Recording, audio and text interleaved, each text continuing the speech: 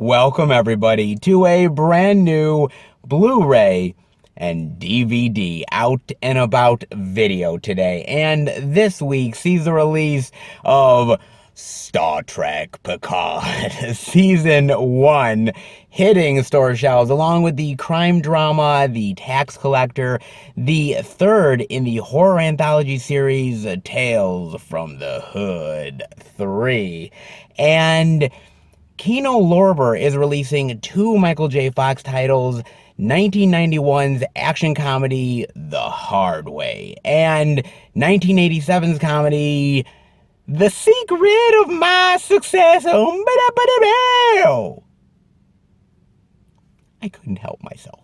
Sorry, guys. Plus much more. So let's go see the deals, exclusives, and we are at our first location, Walmart. So let's go in and see what they got.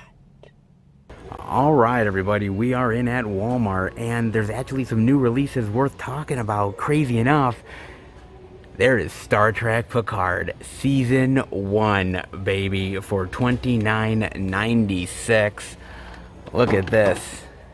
Oh, Picard, engage.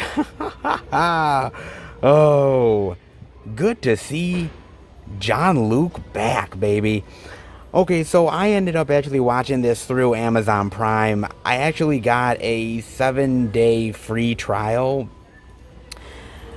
I ended up doing that for getting like CBS All Access through Prime because I did want to watch Picard. Not gonna lie, the reason why I wanted to watch it is because I am an old school fan of Star Trek. I am. The original series, Next Generation, I'd say even Deep Space Nine. Those are my type of shows for Star Trek.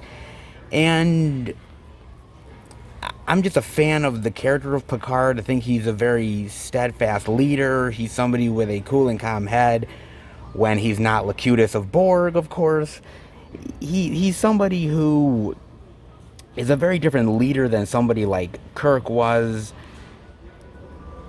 But I like that. I like the serious tone, jokey at times, but very much on the persona of a leader. And I've always really liked that about Picard. And I've always really liked the Next Generation series. So, for me, when the Next Generation series ended and even the movies ended, I was like, okay, that's it. There's no more Next Generation. That crew is done. Yeah, there may be cameos and stuff, like, of course, Worf going over to Deep Space Nine and stuff like that, but pretty much it's done for people like Patrick Stewart, who have basically been with this franchise for a long time. They want to move on to different things. Okay, cool. And then they started to bring the Star Trek brand back again. They started to do Star Trek Discovery, and that was gaining popularity. And I think they realized at a certain point, they said, well, what else can we do? What other show can we do with Star Trek? And I think they're like, well, maybe we could bring back an old fan favorite. Maybe we can bring back Jean-Luc Picard. And it started to excite the fan base. It excited me. And then once Patrick Stewart was on board, I was like, okay, man, he's on board now. They're actually doing this. I'm hyped. I was really hyped. I'm not gonna lie, man. And so generally, I was really anticipating this one. So how did it fare? First of all, I'm not gonna lie, man. It's really great to see Jean-Luc back. It's really great to see Picard back in this role. It's really great to see him, seeing him back at the helm and seeing him being a lead leader again, and seeing him have this confidence. I missed Picard, and I can't say how much I missed him just by watching these 10 episodes. They're about 46 to about 50-ish minutes long. Now, the series itself, not gonna lie, man, The problem with this show, and there is some problems, is that some of the characters are really great here. Some of them are really memorable. Some of them are really fantastic. And then some of them are really forgettable, and they're unfortunately a little dry, and you don't really get to know people all that much.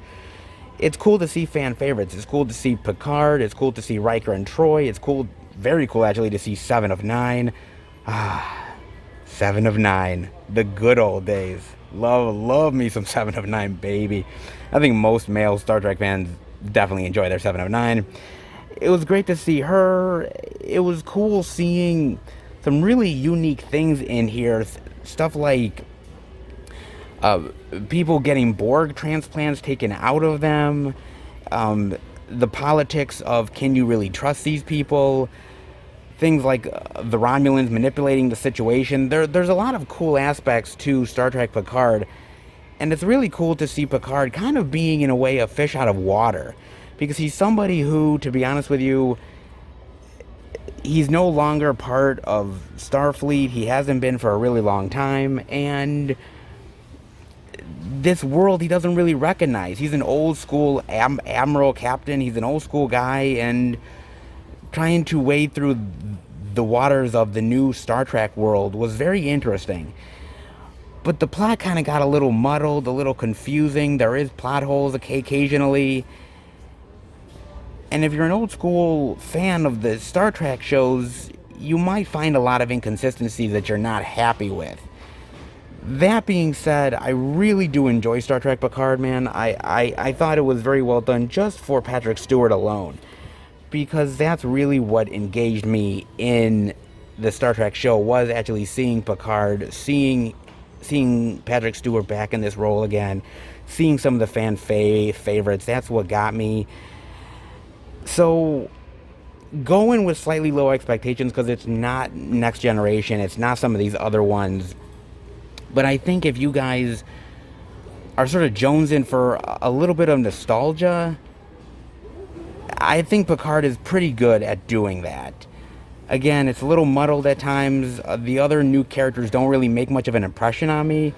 But seeing Jean-Luc Picard again really warmed my heart in a big bad way. And just for that, I gotta admit, these 10 episodes are at least worth it. At least for me, man. And then over here, I'm also seeing they have the Blu-ray of The Tax Collector. The Blu-ray for, honestly, they have no price for the Blu-ray, but the DVD is $12.96. Now, I got a chance to watch this one on Amazon Prime as well, and I was kind of looking forward to this movie. It's not one that was high on my radar. I saw the trailer. I thought, okay, the trailer's interesting. Sort of drug cartel laundering money, rivals going after each other, that type of stuff. And I thought, okay, these are type of movies that I've seen before, but maybe this will be better. Maybe this will be interesting.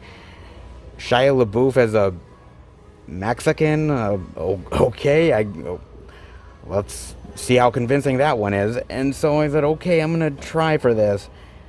From the director of Training Day and End of Watch. So I was looking forward to it just for that alone, because of the director. So did The Tax Collector deliver? I gotta be honest with you, I was slightly disappointed in The Tax Collector. I really am. Perfect combination of intense drama, heartfelt moments, gruesome torture, and epic fight scenes.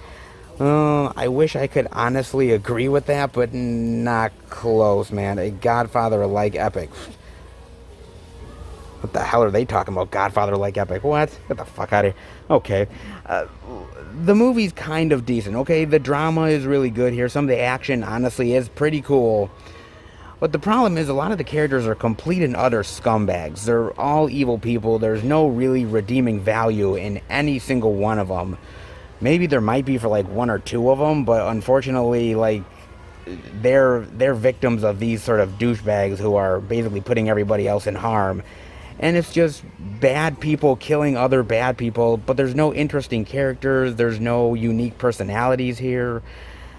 It's just a lot of, okay, these Mexicano drug people are killing each other. Okay, great. I could watch like Sicario or something, and that would be a much better experience than this film is. Again, it's not bad. There's some good drama there with who's going after these people and who's trying to muscle in on their territory. Like I said, the action has some good shoot 'em up moments. Of course, there's hot chicks and badass people, but it kind of feels all sort of been there, done that before. Like, you've seen it in better movies, again, like the Sicarios of the world, or even Training Day, which, again, if you watch that movie, so much better than The Tax Collector. And as far as Shia LaBeouf is concerned, dude, I like Shia. I really do, so I'm not here to hate on the man too much, but he goes by this character named Creeper, and he's got all tats and shaved head and the sunglasses and looking very Mexican. And I'm like, they had a white guy play a Mexican. They had Shia LaBeouf play a Mexican dude. Why? Why would they have a white guy playing a Mexican dude? Why would they just have a really good Mexican actor play that role? I mean, Shia LaBeouf is not really even one of the main guys in here. He's more of a side character. So why exactly? I mean, it kind of comes off as laughable. It comes off as laughable. It comes off as kind of ridiculous. It's kind of like, bro, you can put as much fucking spray tan you want on your body and your face, but you ain't never gonna be a Mexican, man. I don't care what you do. I don't care whether you speak the language. I don't care how many times you look badass in those glasses. Dude, sorry, can't pull it off, man. So that was another downside of this movie. Again, there's some good moments, but there is way better movies out there that are better stories that are similar to The Tax Collector. This is on the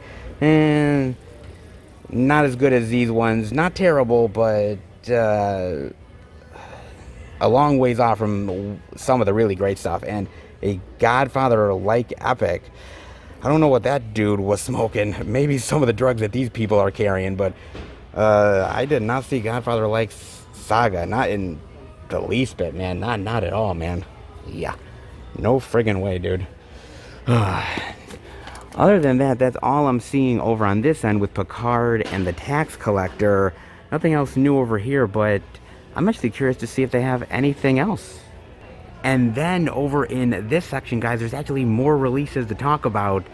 I'm kind of shocked considering this is the first Walmart, but really surprised, man, but pleasantly surprised, actually. And the first thing I'm seeing over on this section is they have the Blu-ray of Invincible Dragon for $14.96, the DVD for $12.96. Whoa! They're gonna battle, baby. Look at that. Alright, man. Getting ready to kick some serious ass. What is this? When a brilliant but trigger-happy detective is outsmarted by a serial killer. His fiancé. Shit. Go back to what he knows best, fighting. An old rival.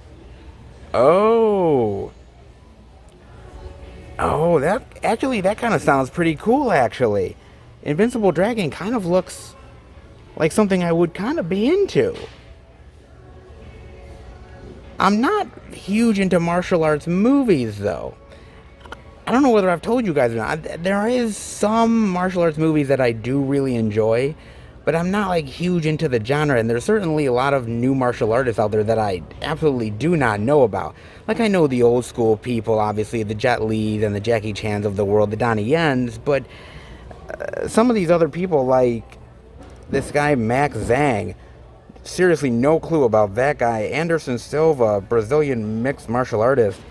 Yeah, completely clueless about that guy, too. I have no idea. I'm sure they're really good. I'm sure they're really good martial artists, so the action probably must be killer in this. It's a good story. Probably good fight scenes, actually. For a mixed martial arts movie. Probably really good. I just wish I knew my, like, martial artist knowledge, because I really don't, man. I don't know if these guys are really good or not. Like, they could be good martial artists, but are they good actors? Yeah, that's the tough one, guys. But honestly, it doesn't look bad to me, though. Huh, if you guys know about Invincible Dragon, definitely let me know. Kind of intriguing. Then I'm seeing over here they have, oh, Tales from the Hood 3. The DVD for $9.96. Look at that, really great. From the producer of Tales from the Hood and executive producer Spike Lee. Tony motherfucking Candyman Todd. Look at that, baby. Oh, nice. I like the cover. I do indeed, man. So, I ended up watching this on Amazon Prime, and I wanted to. Because I'm a horror buff. I love horror movies, and I love horror anthology movies. Horror anthology is really great. There's some really great ones out there. And then there's a lot of turd burgers out there. So you got to be very careful about, you know, the ones you watch, the recommendations. You guys know that jazz. Now, the first Tales from the Hood is absolutely fantastic. I love that movie. Tales from the Hood is amazing, man. I consider Tales from the Hood one of the best horror anthologies. Definitely one of the best ones from the 90s by far. Really great, cool little tales, good social commentary, tongue-in-cheek comedy. There's some really good stuff there, man. And I thought, okay, that's a perfect horror anthology. They never made a sequel. Didn't really need to. It stands perfectly on its own. And then, like a year or two ago, they made a Tales from the Hood 2. Now, truth be told, I was actually really excited about Tales from the Hood 2. I was like, okay, maybe this might be good. Maybe this might be interesting. The same guys who did the first one. I'm going to give it a chance. I'm hesitant, but why not? Man, Tales from the Hood 2 was god-awful. That was so bad, man. Tales from the Hood 2 is really... It's really an embarrassment. Honestly, it's truly bad, man. And I just was like, oh my god. I mean, it doesn't tarnish the first movie, but boy, it was like, why even fucking bother? So now going into Tales from the Hood 3, I thought to myself, I'm like, okay, I don't want to watch Tales from the Hood 3. I don't, because I really don't want to be disappointed with yet another shit take of trying to do the same crap and just not pulling it off. So I was hesitant, but I said, you know what, look, man, Tony Todd is in this thing. I love Tony, man. Great guy. Great horror actor. And I'm a glutton for punishment, man. I'm not going to lie. So I said, what the hell? I'm going to try, man. And so I did. I watched Tales from the Hood 3. And I was surprised. Honestly, guys, I'm surprised. This is actually way better than I had any idea it was going to be. It definitely redeems Tales from the Hood 2. That's for damn sure. I believe there's about 4 tales. I believe there is 4 tales of horror. And basically this little girl is telling this guy, played by Tony Todd, these tales. And there's some really good horror elements in there, some really good social commentary. Some of it is kind of hitch over the head, like really like very obvious. But I thought it was done really well, man. You know, whether it's this guy who's this huge like bigot and white supremacist, to this other guy that steals this person's shoes and learns a lesson because of it, a black woman who is taking care of this older black woman and tries to kill her, and to sort of this landlord who wants to get these people out of his complex. I mean, there's some very interesting tales there of racial inequality, of how, you know, we take advantage of one another, how we're not equal as races and as people. There's some really interesting stories here. There really is. And I thought all of them had a lot of strength. There was some weaknesses here, but honestly, I was never bored for a single second. Okay, and that's a key thing. For a good horror anthology, you cannot be bored. And I wasn't bored for a single second. I was intrigued by the stories. I wanted to know what was going on with Tony Todd's character with the wraparound story, and I thought that was actually really cool and very clever. and I like the ending. They even go out of their way to do the classic "Welcome to Hell, motherfucker." Like, they even do that. Honestly, Tales from the Hood 3 was a really pleasant surprise, man. I left the movie thinking to myself, I was like, oh my god, dude. Like, I was ready to write this movie off from the get-go. Because I was like, look, it's not Tales from the Hood 1 that is absolutely classic. It will never be. But I was so beat down by Tales from the Hood 2 and how terrible that was that I just wanted to walk away for good. But they actually redeemed the series in my eyes. They actually really did. They learned the lessons from the second film. They learned how to make a better movie with better characters, with sinister storytelling, a good wraparound. Yes, it's kind of a little bit cheapo, and definitely does not go to the heights of what, great horror anthologies are, like Tales from the Hood, but as far as, like, B-level horror anthologies, this is really good, man. And I'm honestly shocked by that. I was not expecting it. So you want to know what, man? If you were beat down by the second one, and trust me, I was too, and you think that the third one is going to be a waste of time, I say give it a chance, man, because I think you're going to be pleasantly surprised. I definitely was. I was not expecting how good it was. Really shocked about this one, guys.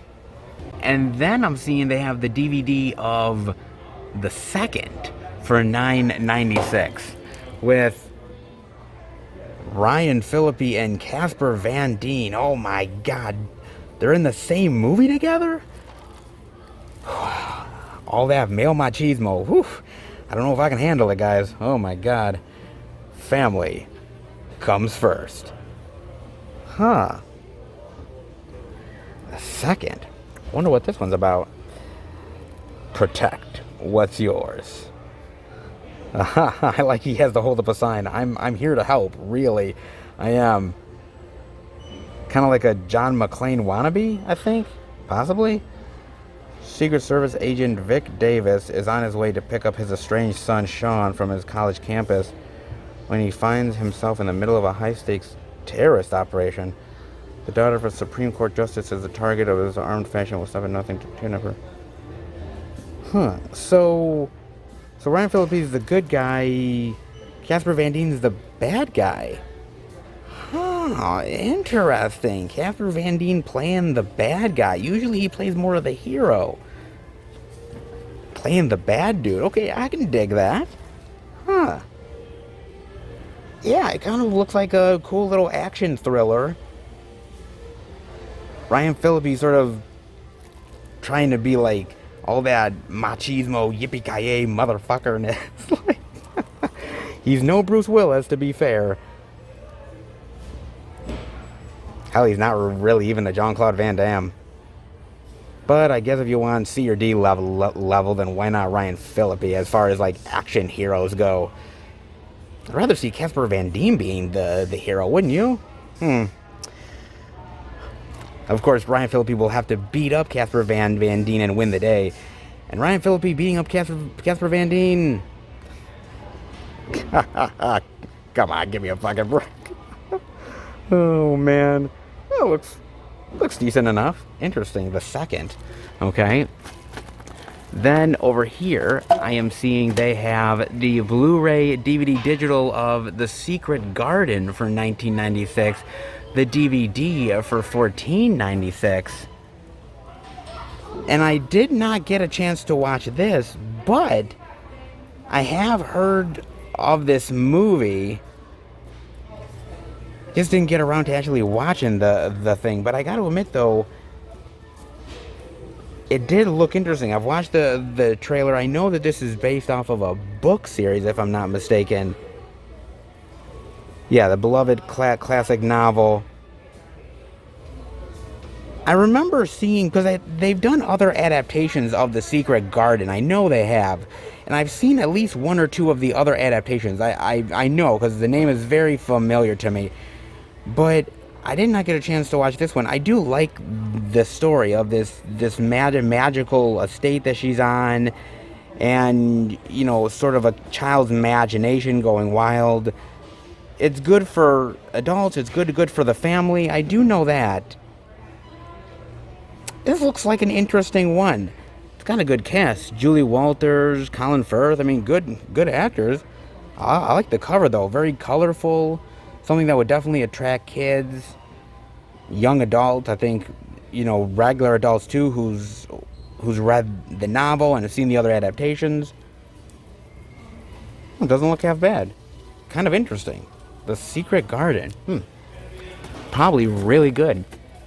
I'm also seeing over here they have the Blu-ray DVD of Season 1 of The Beginning for $22.96 and the Blu-ray DVD of Digimon Adventure for $17.96. Now, I wanted to show these off. Look, to be truthful with you guys, I don't really watch anime. I have heard more about Digimon than I have about The Beginning or anything, but I know there's a lot of you out there that really do love your anime, so I do want to show it off, even though I know zippity doodah about it. I figure it's still worthy to at least talk about it with you guys. Digimon, I knew like as like a young kid. I never really got into it, but I did hear about it though. Interesting. For all you anime lovers, they do have those two. If you're into that, Walmart's carrying them. Then over here I'm seeing they have the DVD of Save Yourselves for $14.96. Oh, look at that. That's great. Turning off their phones was the dumbest idea on the planet. Oh, that's so great. Look at how clueless they are. So awesome. Oh, man. A young Brooklyn couple heads to an upstate cabin to unplug from their phones and reconnect with each other. Oh, very nice. Now, I did not get a chance to watch this. However, I did see the trailer, and the trailer is hilarious. I actually really like the trailer, and I definitely want to watch the movie. It's interesting because they're sort of getting attacked by these aliens, but the aliens actually, if you look at it from right there, they're like little fur balls. They're kind of like what those things in Star Trek was. Tribbles.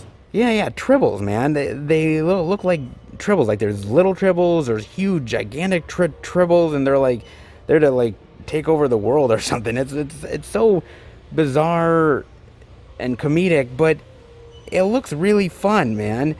It looked really interesting to me. I wish I got a chance to watch it, but I haven't yet. But I'm actually really interested to check this one out, dude. It looks fun. Funny, smart, and wildly entertaining. Yeah, it definitely looks that way, man. Probably a very entertaining, probably like hour and a half. Well, looks good, honestly. They have that, and then I'm also seeing over here they have American Pie presents Girls Rules, the DVD for $9.96. Yet another slice of that good old pie. The real question is this slice just as good as the previous slices? I watched this on Amazon Prime, okay? I wanted to watch it because I do really love the American Pie franchise, okay? I think the American Pie franchise is actually mostly decent. Okay, I love the first movie. That's a goddamn classic. I watched that in the movie theaters in 1999, god damn it. Yes, I'm showing my age. I'm that fucking old, man. Good lord, dude. I was watching it then. Of course, American Pie 2, I absolutely really enjoy. I think that movie's actually really fun, man. That's a really fun flick. American Pie 3, American Wedding, is actually not bad. I actually really enjoy that one. I know a lot of people kind of the lesser of the trilogy exactly, but I thought it was really fun. There's some good raunchiness to it. I like the wedding aspect. It's good, man. I thought it was really nice. And then they did some of the spin-offs. They did things like Naked Mile and Beta House, and some of those ones, honestly, they're okay. They're not great. I mean, basically it's just a bunch of tits and ass. I mean, I hate to admit it. It's all tits and ass, man. Which is not a bad thing. I just want to point that out. And then they did the American Reunion one, which honestly, at first when I first watched that movie, I didn't really love it. But when I come to think of it, actually, it's not so bad now. Really, at first I was like, okay, it's not like the other three that I really enjoyed, and I was kind of bagging on it, but they're older characters, there's different situations. I actually thought it was actually better than it turned out at first to be. So, I was, at first I wasn't a big fan of it, but I kind of warmed up to it. But I thought the American Pie franchise was done, to be honest with you. I was like, okay, we did American Reunion. We kind of put a cork in it. I don't think we needed any more American Pie movies. And, well, my dumbass wasn't thinking there was actually more money to be made out of this. I thought the pie expired, but apparently not. So they made Girls' Rules.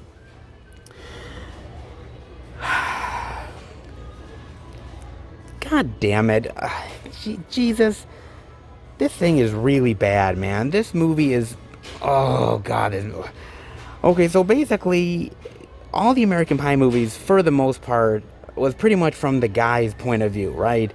They're trying to get laid, and all the hijinks that were going on. This time around, it's from the girls' point of views.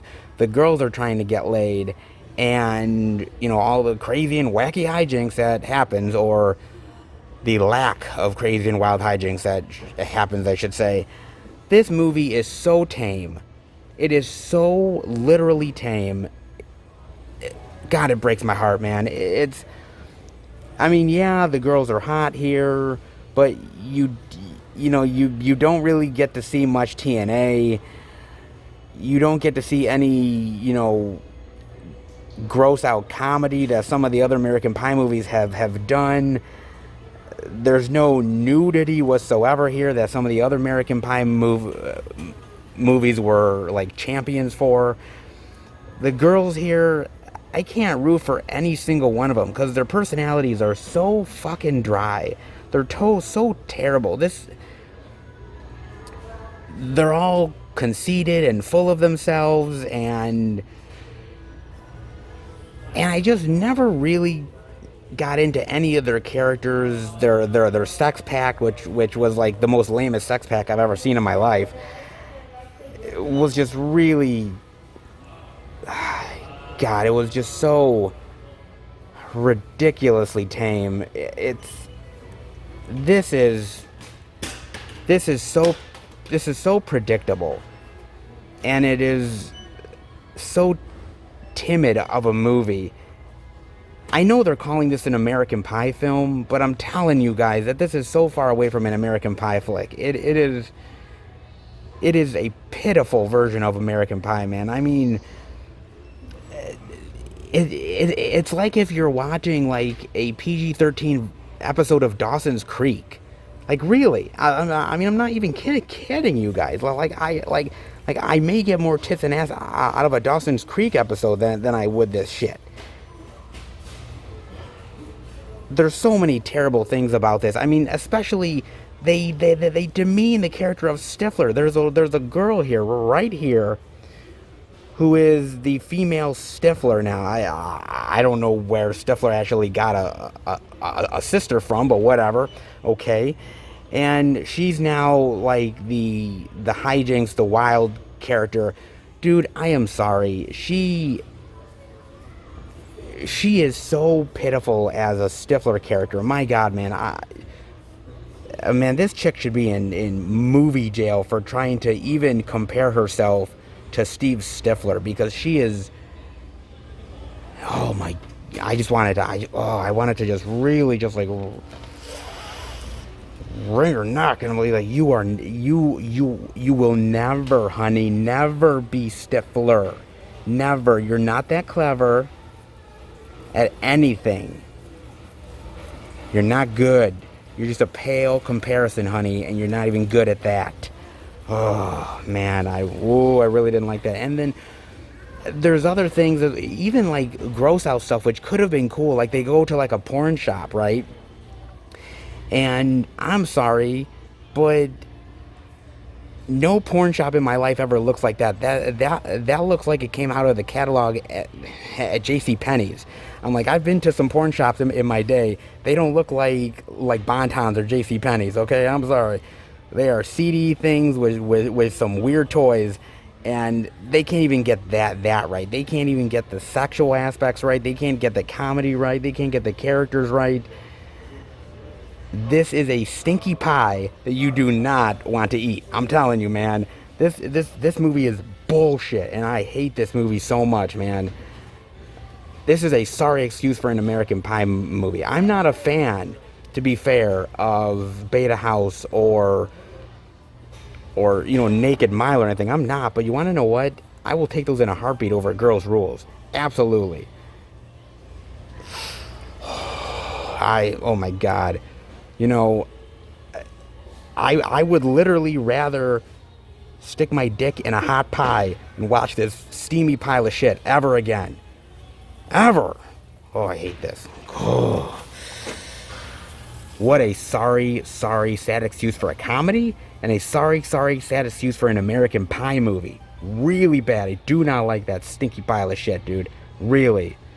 Hell, they have When Calls the Heart, the 6 movie collection, year 7, and I'm sure that's a hell of a lot more entertaining than this piece of garbage. Oh, very, very disappointed in you. Very disappointed. I ain't eating this pie anytime soon, and I guarantee you guys, you do not want to eat this pie either. So sad, man. Oh, God. But I got to admit, man, even though that was disappointing, there's some really great releases so far. I'm curious if there's anything else. And even more media to check out over here, guys. I'm actually really incredibly shocked that we see even more stuff, man. That is nuts. And the DVD of A Night of Horror, Nightmare Radio, for $9.96. Look at this. Oh, that chick is definitely dead. Look at that. 8 terrifying tales to haunt your dreams. A Night of Horror, Nightmare Radio. It kind of sounds fun, man. What is this? Oh, look at that. Whoa. I actually like the back image way more than I do the front image. Look at that. That is great. Hell, why didn't they use this for like the front? Damn, man. The anthology of the year. Another horror anthology? Goodness, great. Oh, it's definitely that time of year to dive into more horror, man. Dare I say. What is this about? Rod leads a very popular radio show dedicated to horror. One day, he received strange calls from a child. Hell, at first. It's a sick of that. Ooh, dark and deadly secret. Oh, great. That might be cool, man. I'm not gonna lie. So he hosts a horror radio show, and that's sort of the wraparound, and then the sort of 8 creepy tales that are told while he's on air. Okay, interesting. Dude, I've told you guys a million times, I love horror anthologies. I love them to death. I think horror anthologies are some of the best. And after giving something like Tales from the Hood 3 a chance, and actually it kind of paying off, I'm thinking, okay, maybe actually some of these straight to DVD ones aren't so bad. This might be an interesting one. I'm kind of curious about the wraparound story. I'm curious about the terrifying tales, especially with some of that imagery. Look at that. Creepy and terrifying, man. Huh. I would be definitely interested in checking this out. I'm a huge fan of horror anthologies, so this one might be up my alley. Definitely let me know what you guys think of that one.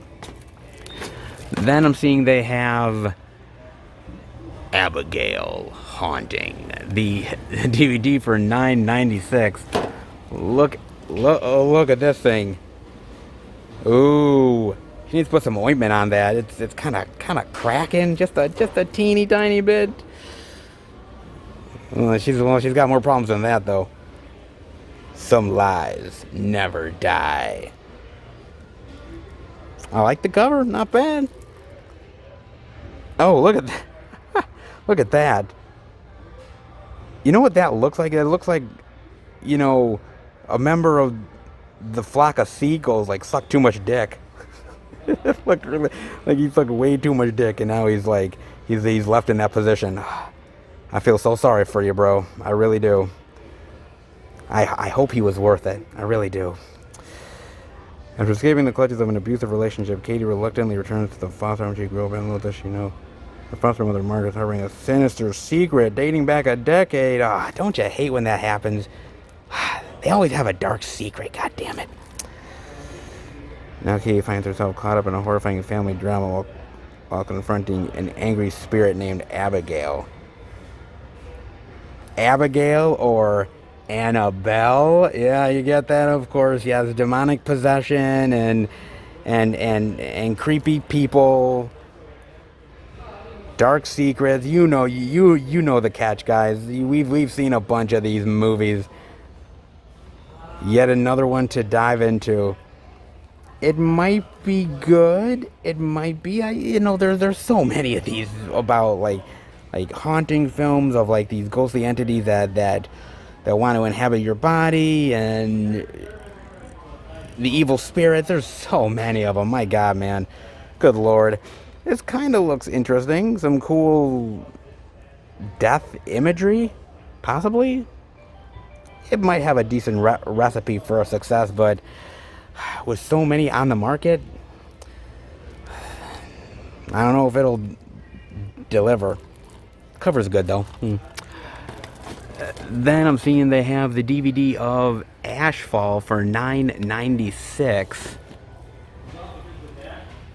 Oh, look at that cover. That's great. With all them standing around in sort of a badass pose while the volcano is going off. Real classy. Well, it is a really colorful cover, though. It's not bad. Breathtaking special effects is a non-stop action thrill ride on a truly epic scale. Following a volcanic eruption along with China Korea border. Oh, so it's like kind of like the Chinese-Korean version of kind of like Dante's Peak? Yeah, like Dante's Peak or Volcano or something like that. Like those are actually really cool movies. I actually really enjoy those flicks a lot. I haven't watched them in like ages. But I do like a good Mother Nature going awry and having to stop it and the complications of that. It could be cool. Like again, it could be cool if there's like good special effects involved and everything. Like that would be worth it at that point if there was. Depending. See, a good sort of like killer volcano flick, you kind of have to have the good special effects and the great kind of cool action. Like the one thing I really loved about Volcano was that Tommy Lee Jones was like trying to rescue people, and all the while he's trying to like avoid the lava, and it was really cool, man, with all that stuff. Like if this does stuff like that, then I think it might be rather cool and actually an interesting watch. Probably pretty entertaining. Ashfall doesn't look bad, actually. Not too bad on that one. And then I'm seeing they have,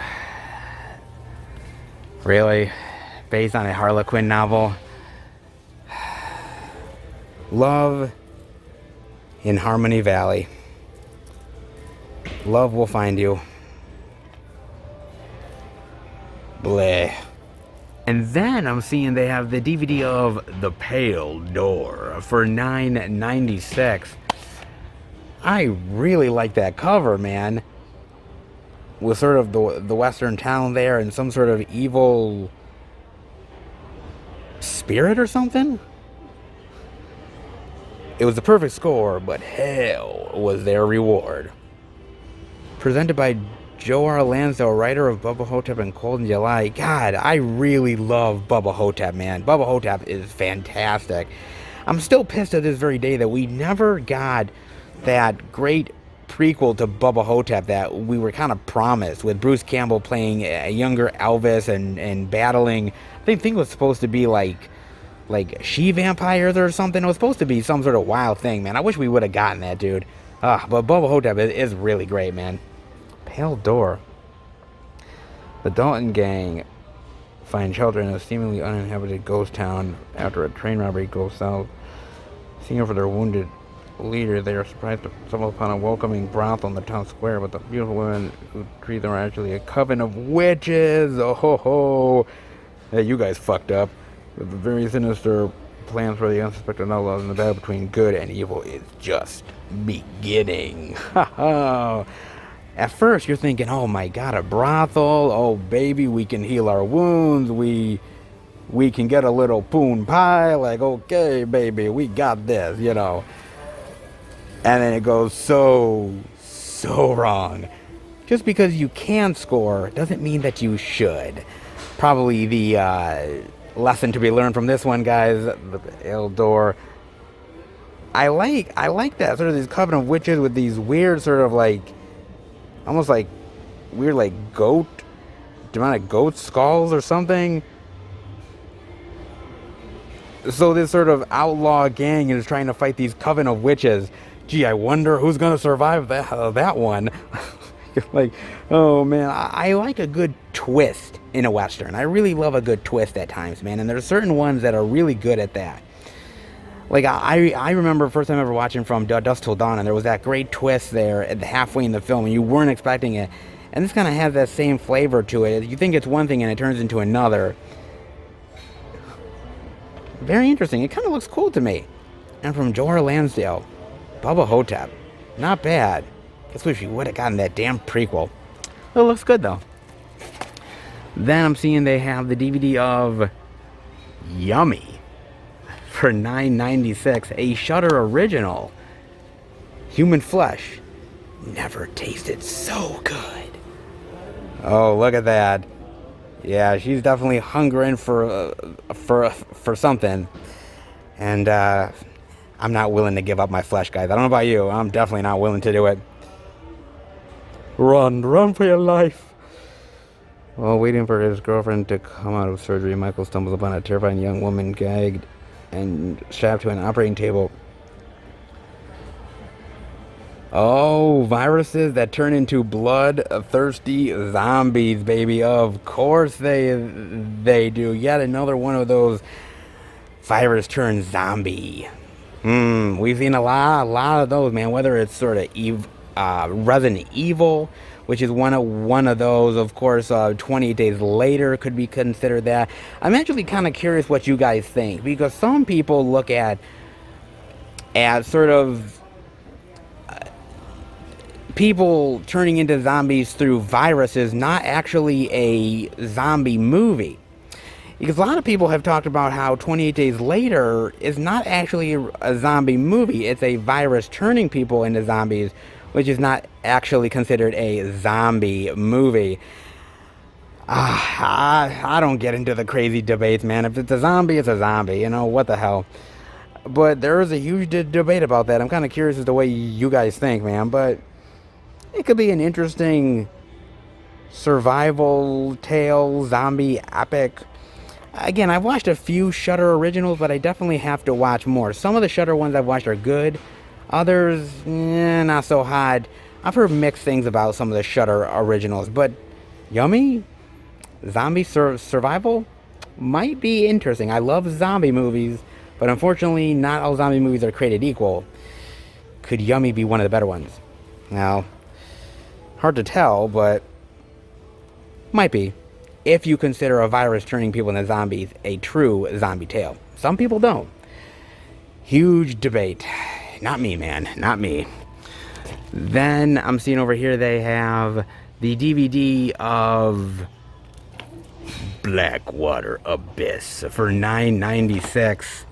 Descent into Fear. Look at that. Oh, man, get out of that fucking water. Get out of there immediately, man. I think he's craving for some blood. Oh, Blackwater Abyss. Very nice. A tense thriller. We were from the explore a remote cave system deep in the forests of northern Australia. Why? Why would you do a remote cave system? Why? Why? Nothing good ever happens. Nothing good. You're gonna get trapped. You're gonna get you're gonna get eaten by some weird creatures, or in this case, a huge killer fucking crocodile that's out for meat. People never learn, man. I may be boring. I may be sitting at my ass home and watching movies, but guess what? I'm safe, motherfucker. I'm not in the cave system screaming for my life. You can guarantee that. God damn it. That being said, it actually might be kind of cool. There is some really cool killer alligator crocodile movies out there. Like Crawl was actually pretty decent. That's one that's not bad. Alligator is really good. Of course, there's other ones like Killer Crocodile. There is some ones out there. Some are better than others, but if the crocodile is convincing and you can really get some good fear-inducing thrills and some good kills, it might be worth about 90 minutes. Could be. Some killer crocodile action. And then I'm seeing they have the DVD of Tanks for Stalin for $9.96, based on a true event. A race against time to win the war. Not bad cover, honestly. Tanks for Stalin. The prototypes of a new cutting-edge tank are being taken on a secret mission through Germany to Moscow to comrade Stalin. However, the cross-country run turns into a ruthless race against time as their journey quickly proves to be strewn with pitfalls, including the pursuit by the Nazis who want the tank for themselves. Of course they do, those goddamn no-good Nazis. Interesting. Again, I've always told you guys I like a really good war movie. I really do. And especially when it comes to stories like World War I or World War II, there are still things that I'm learning that are true events, things that happened during that time period. Some wild stories, man. Some really interesting things.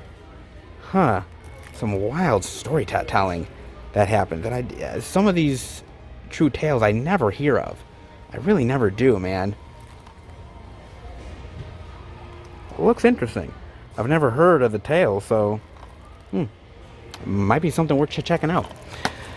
Thanks for Stalin. Then they have the DVD of Search and Destroy for $9.96. In war, there's no place to hide. Okay, interesting. It's like another interesting going to war flick, alright. When American Ranger John Cutter fails to save a family being held hostage and loses his entire team in a battle with the infamous arms dealer Igor Rodin. Oh man, what a great, evil villain name. That's perfect. John is discharged from the army. 3 years later, he is approached by his old general to go on a private contact mission when Igor resurfaces to seek revenge. It's John Cutter versus Igor Rodin. The battle begins. Oh, that's great. Okay, kind of cool little action war thriller. Interesting. Okay. It might be kind of cheesy and ridiculous, to be fair, and probably on the cheapo, but with a great evil villain named like Igor Rodin, I can't help but be somewhat intrigued, man. Oh God. It kind of reminds me of those Gerard Butler ones where he's like the Secret Service member at the White House. It kind of reminds me of those, man, but far more on the cheaper level though. Igor Rodin. Very nice indeed, man. Then I'm also seeing they have the DVD of Storm Riders for $9.96.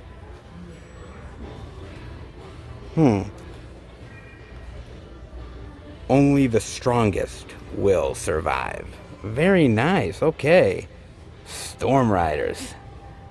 5 years after the death of their mother, the De Beer children, 12-year-old Rachel and 5-year-old Jamie, are on the road to the goldfield with their father Herman, with hopes of starting a new life when their ox wagon is damaged. I hate when the ox wagon gets damaged. I really do, man. And you can't even find a spare either.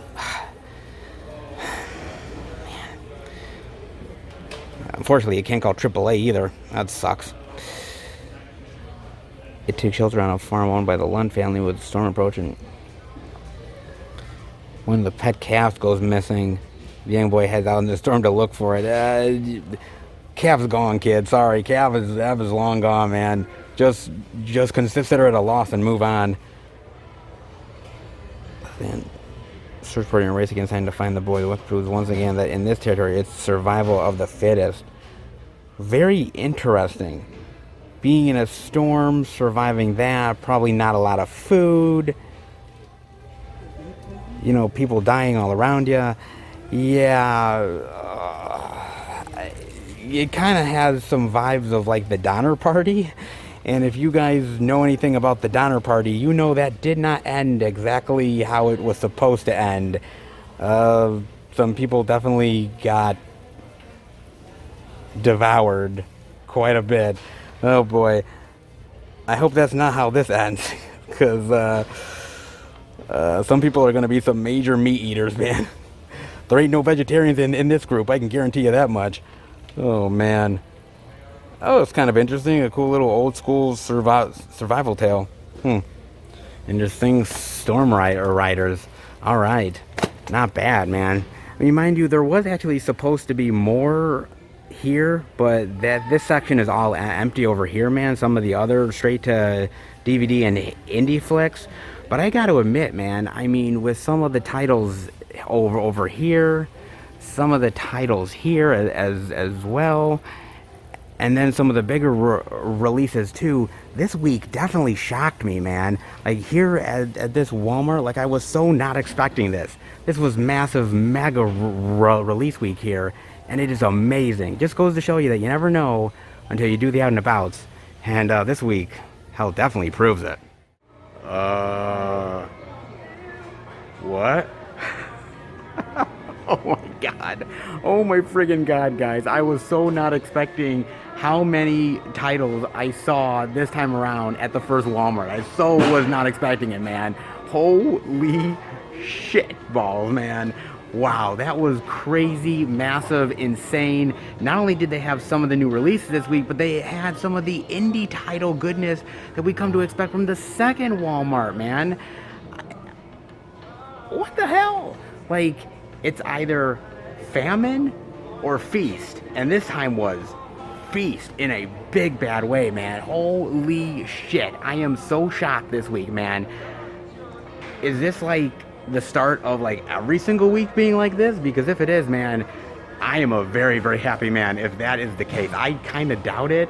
I think like this week they just got in a bunch of media and so they just why not put it out. But dude, that is so awesome, man. I mean, some really great releases this time around, TV stuff, you know, big name titles, B-movie cheese, indie darlings, a lot of horror anthology goodness. Oh my god, this was so good this time around. So much to show off and see. I am very happy indeed, guys, and I hope you are too. Not how bad, man. Just goes to show you that never give up on someplace, because you might be surprised eventually. Especially when it comes to the glorious, glorious physical media goodness, baby. So happy indeed, man. So happy.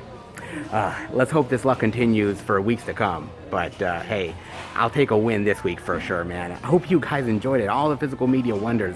Let's go to the next location and see what we can find. All right, everybody. We are at our second location, Target. But before I go in, I wanted to talk to you guys about something. Now, I'm always looking for articles and interesting things to talk about. And, you know, I saw something that was really interesting to me. And there was an article out there that basically the title of it is something like Tenet has killed movie theaters. And I was like, wait, what? And so I had to read it, man. And basically, what this article is arguing is that Tenet was supposed to save the box office. And because it has massively underperformed, way below people's expectations, movie critics, fans, you know, movie pundits out there, you name it. that basically nobody wants to risk putting a movie out in cinemas. Therefore, Tenet was supposed to be the one that was going to save everything. Because it didn't, now it seems like that might be the death knell for cinemas and movie theaters in general. I'll get to more of that at the end of the video, so stay tuned on that one, guys. But here's the thing. Okay, when coronavirus happened, I think all of us said, okay, yeah, we may shut down for a little bit, but we'll get back to some sort of normalcy sooner rather than later. Movie theaters are going to take a little bit of a hit, clearly, but things are going to get back to normal. Movie dates are going to shift, whatever. But we learned that that was far from the expectations of what was really going to happen. But all the time, Christopher Nolan kept on saying, I am going to release my movie in theaters this year. I'm going to release it. And he held steadfast to that. He wasn't going to even move the release date. But eventually he had to move it. But then he moved it, and then he was like, no, we're still going to release it. Movie theaters might not fully be open, but we're going to release it. And for good or for bad, he did. And it made, like, I think, a little over maybe 300 million, maybe less. Not really sure about the box office numbers exactly, guys, but this is a tough one because, you know, Christopher Nolan was supposed to be this big director that was going to come out with this big blockbuster movie that was going to, like, this was like the hype above hypes. And everybody was going to be excited for this movie. The article ends up pointing out, they said, well, look, were moviegoers ready to see Tenet now? Were they ever ready to see Tenet? Was this movie actually going to be as big as everybody thought it was going to be? There's no telling. To be honest with you, there's really not. I mean, the problem with Tenet became that it was going to be this cool little sci-fi action blockbuster movie. And what ended up happening because of the virus was that it turned into this savior of cinema that I don't think Christopher Nolan was ever expecting, nor did I think the studio was expecting. I think a lot of people ended up looking at that movie at first and just saying, okay, this is just another one of those Christopher Nolan experimental sci-fi tales. We've had some good luck with them before, so this is just going to be another one of those. We're going to really hype it up. But it also falls on Christopher Nolan, too, because Christopher Nolan was never willing to want to move the release date. He was never willing to work with the studios to say, hey, look, I understand this pandemic's really bad, and maybe we should move it to next year. He never did that, guys, unfortunately. He never did. And so it became this movie that everyone was like, okay, this movie is going to save the box office. This movie is going to bring everybody's interest back to the cinema. And that was just never going to be a reality, unfortunately. And because of it failing, or so-called failing, I think it made a lot of people hesitant about the blockbusters that were coming. And I think everyone was like, oh my God, if Tenet didn't make the money, well, shit, we're not even gonna try. We'll move it to spring of next year and try our luck then. Like, nobody is willing to gamble now. Was that Tenet's fault? Or was that over expectations? Or were people just generally never really interested in Tenet to begin with, and it was never going to be that huge box office hype that we think it was going to be? You don't really know. I don't have a crystal ball to say, well, God, if there wasn't a pandemic, what would Tenet be like? There's never anything like that.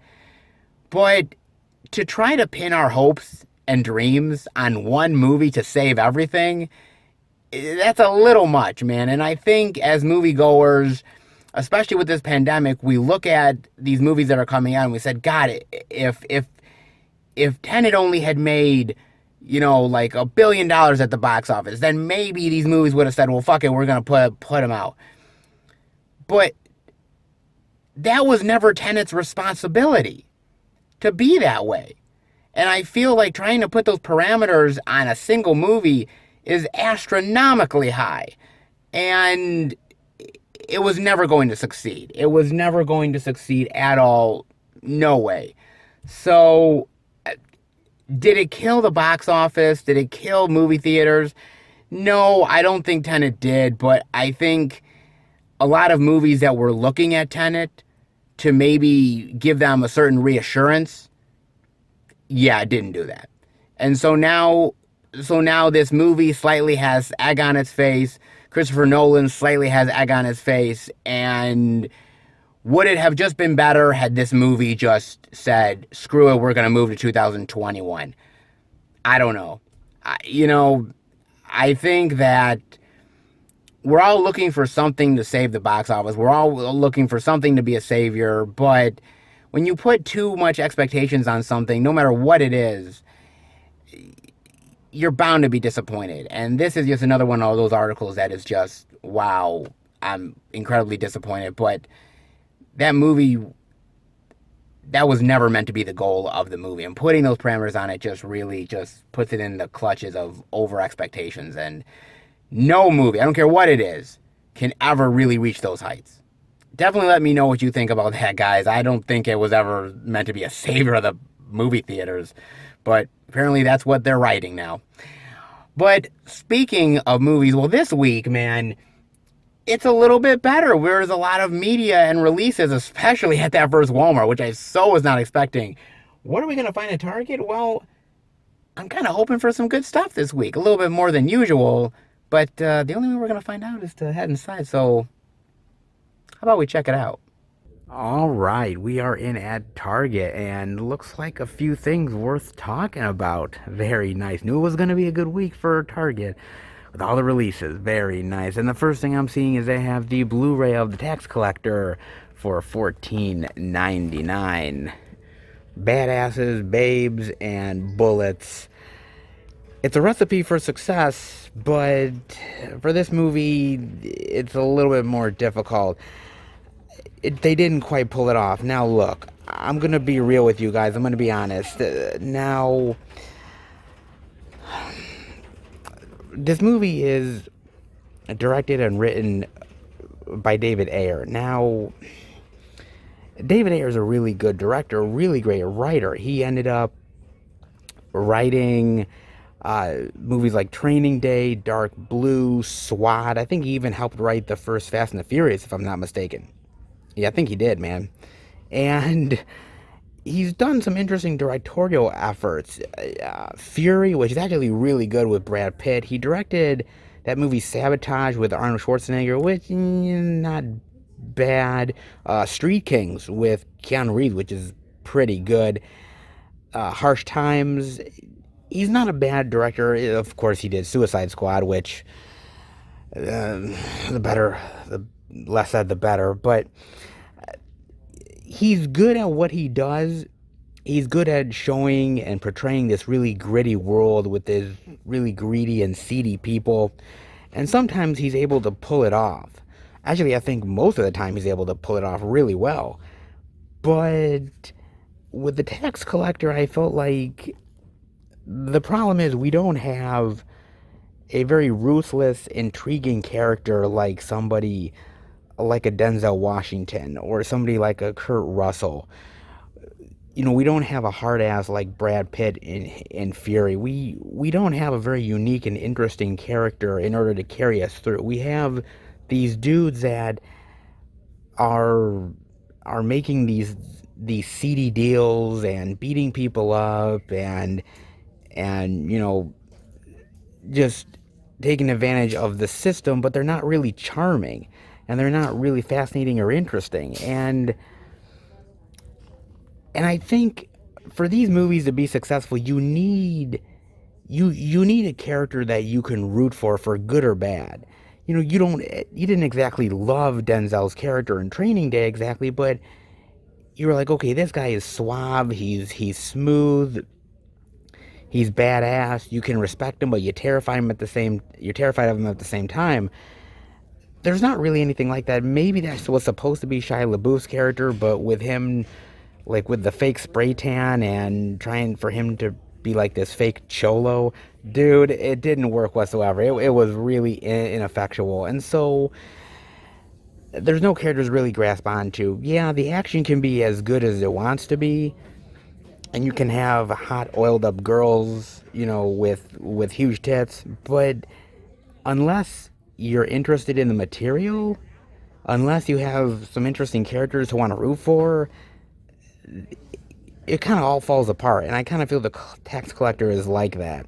I'm curious if you guys really feel the same way. Do you feel that it's all about the characters, or do you feel that the plot will carry you through? Again, there's interesting things here, but again, I could watch a Training Day, I could watch a Dark Blue, I could watch some of those grittier movies and get very fascinating characters and get the same vibe that the tax collector did. It had the perfect recipe for success, but with characters that you don't root for and a fake Mexican looking Shia LaBeouf, yeah, it didn't quite make the grade, man, unfortunately.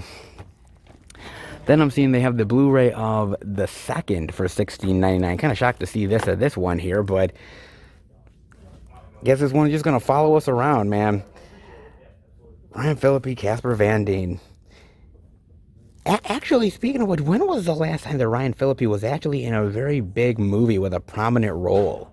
I'm kind of thinking about that now, because the last time I saw him in a bigger movie was like Wish Upon, but he had a very small like role, very very like blink and you'll miss it sort of. He's playing the dad sort of cameo type of role. He was at the time, so I'm not really sure about that one. But I mean, maybe MacGruber, but that was 2010. Forgot how big of his role is. There was that, or there was uh maybe Breach in 2007. Like, it's been a while for him to have a big sort of starring theatrical role. It really honestly was, man. Which is a real shame, because he's a good actor, but I think he's just made a lot of movies that were kind of underperformed, and unfortunately he's kind of been relegated to sort of straight to DVD leading man status, which unfortunately there's a lot of actors that go down that road. It's a real shame, but it's honestly the truth, man. And with Hollywood, if you don't perform well, in a string of movies, you're going to be downgraded, and that's exactly what Ryan Phillippe is, man. It's a shame, but he's now in the leagues of Casper Van Dien, Steven Seagal, Jean-Claude Van Damme, John Travolta, and the list goes on and on and on. He could make a comeback. Clearly, Ryan Phillippe is very talented, but the second looks good, but it's not comeback good. Let's put it that way. Then I'm seeing they have, unfortunately, the DVD of American Pie Presents Girls Rules for $12.99. Oh, I only wish the pie was sweeter than it is. God. Oh, man. The biggest problem with this movie, seriously, the biggest problem with this movie, guys, is that it is completely PC. I mean, it is PC teen comedy garbage is what this is, man. And I'm going to keep it straight with you guys. I'm going to keep it real, because there are some really good teen sex comedies out there. There has been many, many made over the years. Wow, Revenge of the Nerds, Risky Business, My Tutor, a great one from 1983 called Class. I'm not sure whether you guys remember that one, but that one's actually a pretty good one. Definitely check that one out. Private School, Fast Times at Ridgemont High, The Original American Pie, and Not Another Teen Movie is really good. Can't Hardly Wait. I mean, so many of them, man. I mean, they're fantastic. Screwballs, Losing It. I could go on and on and on. There's literally some really fantastic, really great teen sex comedies out there that are just a really great, raunchy, and raucous good time. And they don't care about whether they offend somebody or not. It's just goofy antics with good-looking girls and just ridiculousness all around. And I love those ones. I grew up with that kind of stuff. My friends grew up with it. You know, they were some of our best like sex education that we could possibly ever get, man. But we're now living in a world that is completely beyond PC. We just don't want to offend anybody, man. Nothing. And this movie tiptoes around everything, trying its hardest not to offend every single person out there. And look, I don't want to offend people, okay? I'm not out there to offend people. I just want a good time with a sex comedy. And this thing is beyond PG. I mean, yeah, it has some references to sex stuff. Yeah, it shows a dildo or two. Okay, cool, whatever. Not like we haven't seen that in how many movies throughout history. But as far as like an American Pie movie goes, as far as a teen sex comedy goes, it is completely tame. It really is. I mean, I don't even know if I'd call this an American Pie movie because you're never going to see something like an American Wedding where Stifler fucked that grandmother and, you know, now she's completely attracted to him. Or the time that Stifler got peed on. Or when Nadia was taking her clothes off and all these horny adolescent boys were on the webcams looking and you're never gonna get any of that stuff with this movie, man. I mean, why watch this when I can go back to the other American Pie movies and get something so much better? Why? I just don't understand, man. I mean, this movie plays it safe all around. I mean, I have a guy at work who's one of the management, crazy enough, and I was talking to him about there was going to be a new American Pie movie, and he went ape shit. He was like, "Oh my God, man! I love The Naked Mile, and I love Beta House, and oh my God, the hot chicks and their boobs bouncing around." And I'm like, "Okay, you're a little too obsessed," but he was like, "Oh, I can't wait to see what they do with Girls Rules." I have to break it to him that Girls Rules is extremely tame. There's no titties bouncing in your face. There's no like really naked male action for all the ladies out there. There's no ridiculous fucking of pies. There's nothing. This is so God. This is so safe. This movie just really pissed me off. You cannot call this a sex comedy, and if you do, then you got to put it at the most bottom tier of sex comedies, man. This is just really pitiful and disappointing, and I would shove that pie in each one of these goddamn people's faces if I could, because I'm so pissed. This movie, the American Pie name should not be on this thing whatsoever, and this is a disappointment to every great sex comedy out there that has been amazing. This one pales in comparison. This one is so...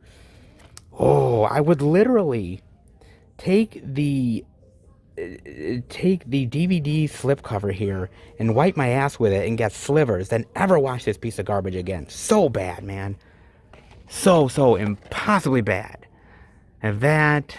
Then they also have, well, Love in Harmony Valley. Oh, great. They have this one. Oh, Lord. Some more Harlequin romance novel.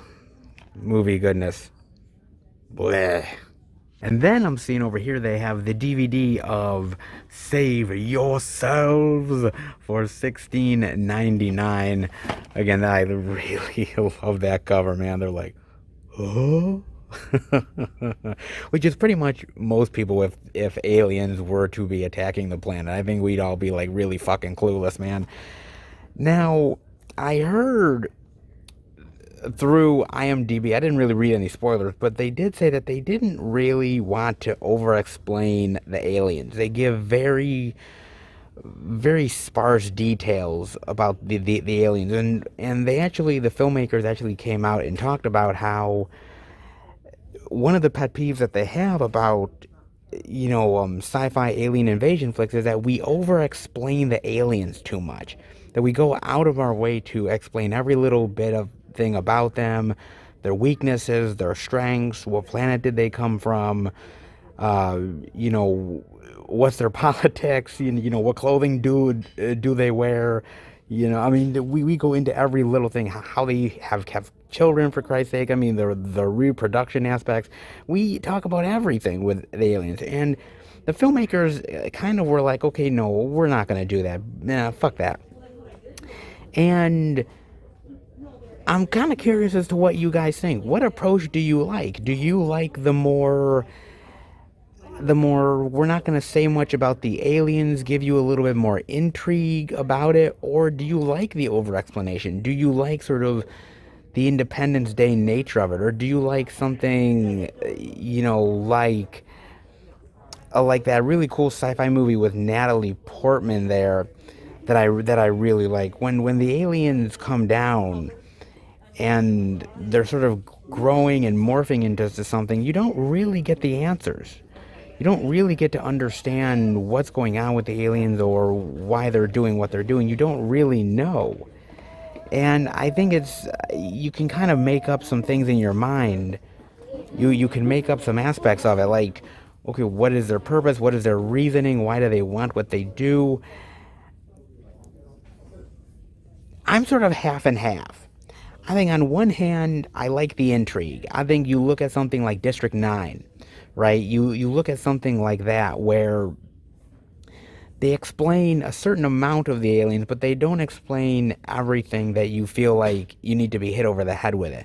At the same time, you look at something like a popcorn sci-fi flick like Independence Day, where it's okay to maybe get a little bit more answers.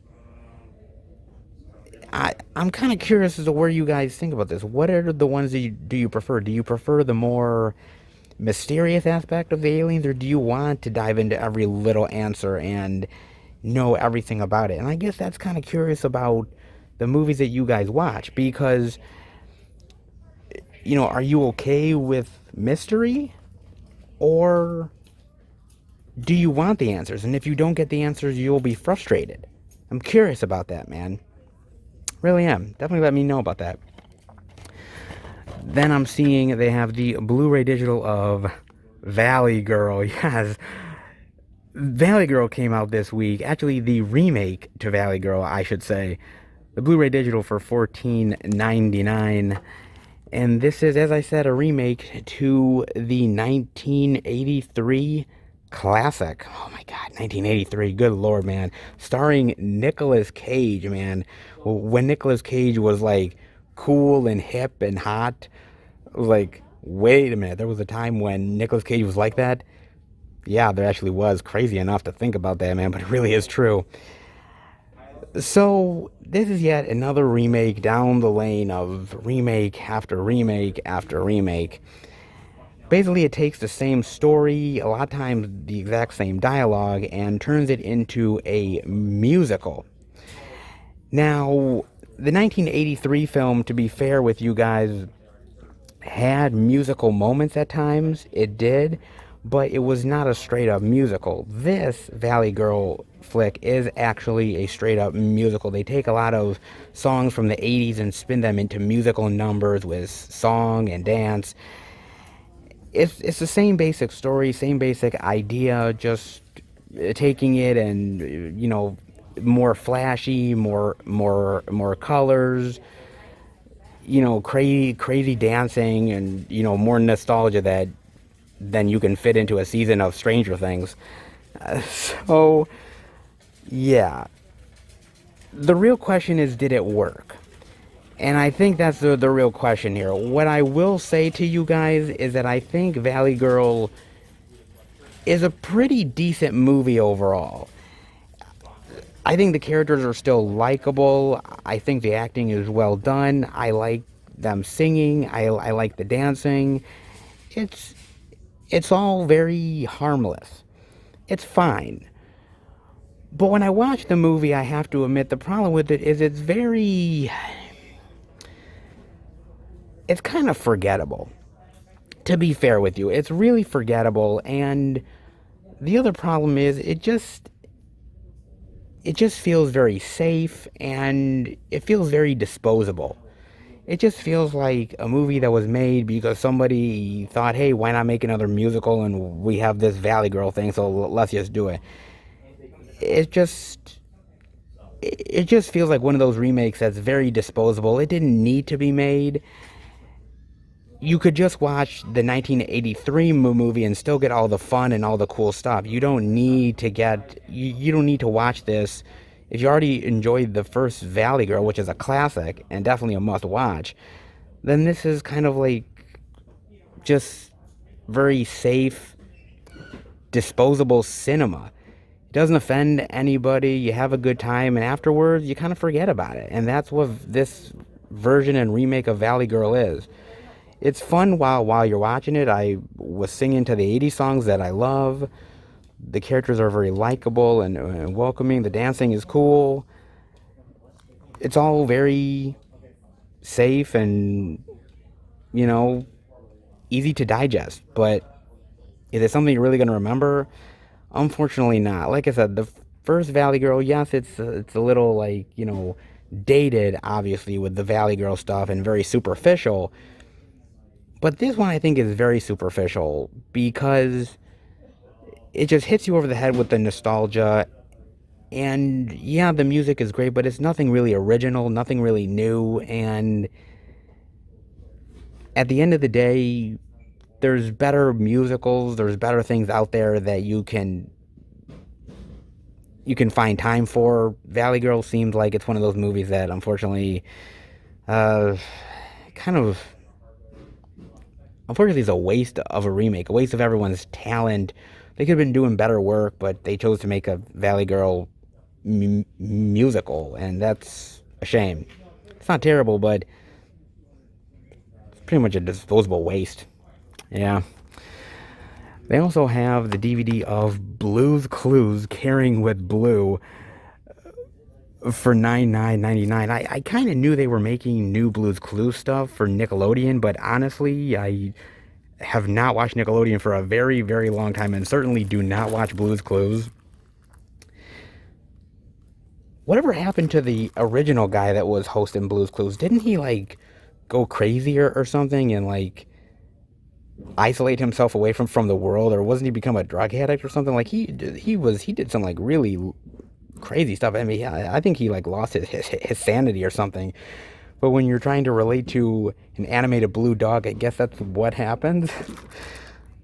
Okay, this is one for kids. I hope kids enjoy this. I know the old school Blue's Clues people definitely did. So they have Digimon Adventure here as well. Ricky Zoom, as seen on Nick Jr., a talking animated motorbike.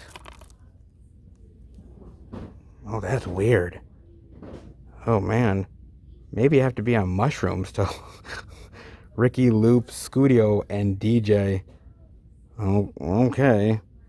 Boy, the things that kids get into.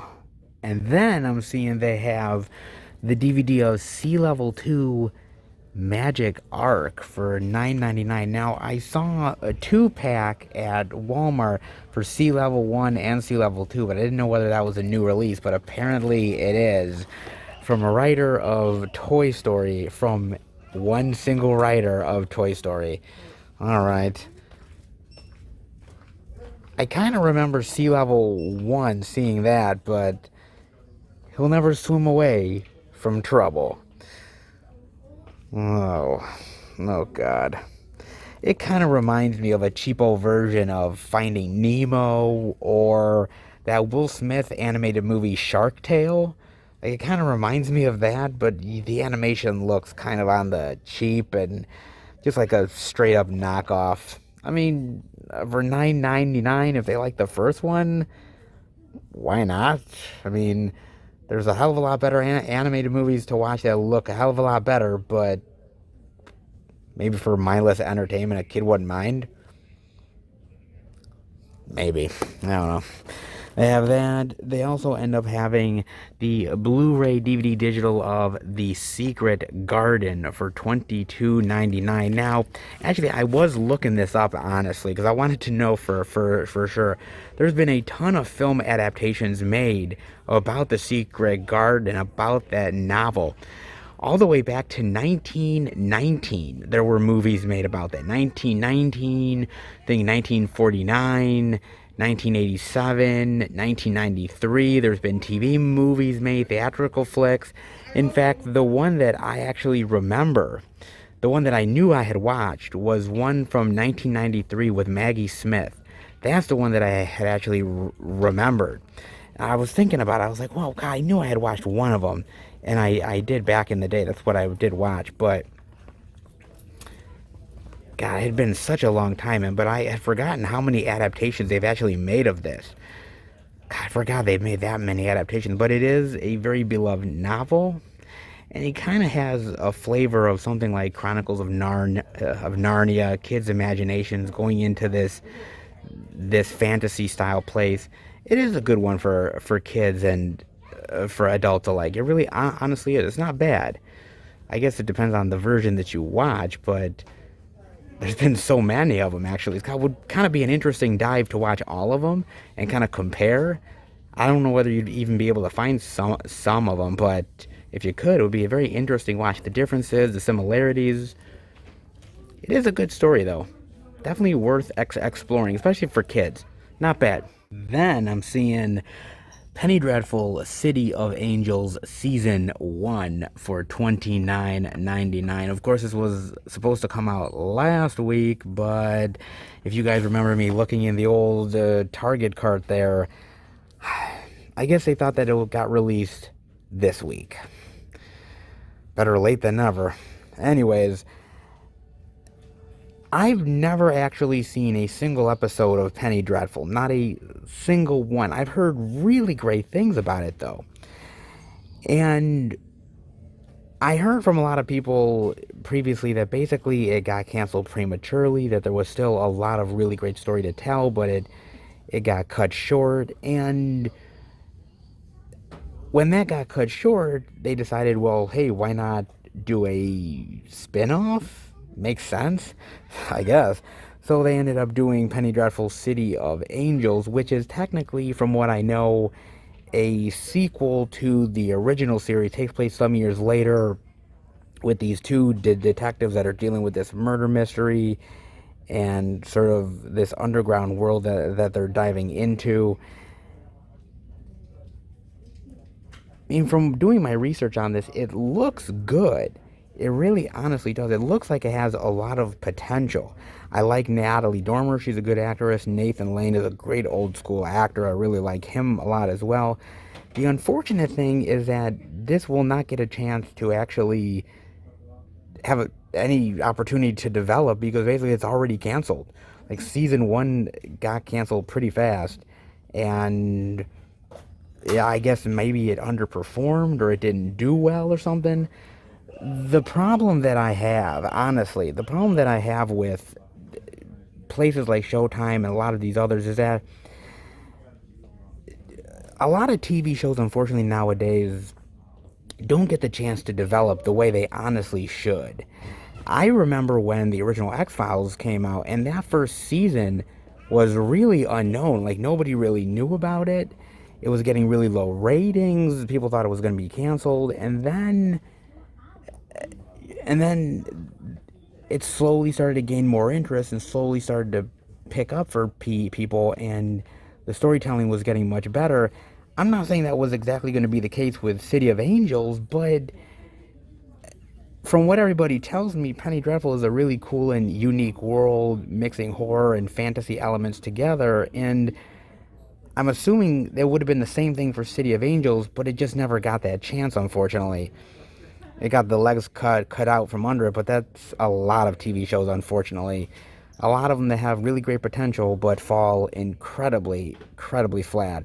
Definitely let me know what you guys think of Penny Dreadful, though. I'm dying to know. Then, last but certainly not least, Star Trek Picard, Season 1, the DVD for $32.99. Oh, good old Patrick Stewart, baby. So good to see Patrick Stewart doing another high-profile project. Because I love Patrick Stewart, man. Patrick Stewart is great. But there was a time where Patrick Stewart was incredibly unknown, and you guys are thinking to yourself, well, wait a minute. He's Professor X, he's Picard, like, when was he ever unknown? But there was actually a time long ago, but not many people really knew about Patrick Stewart.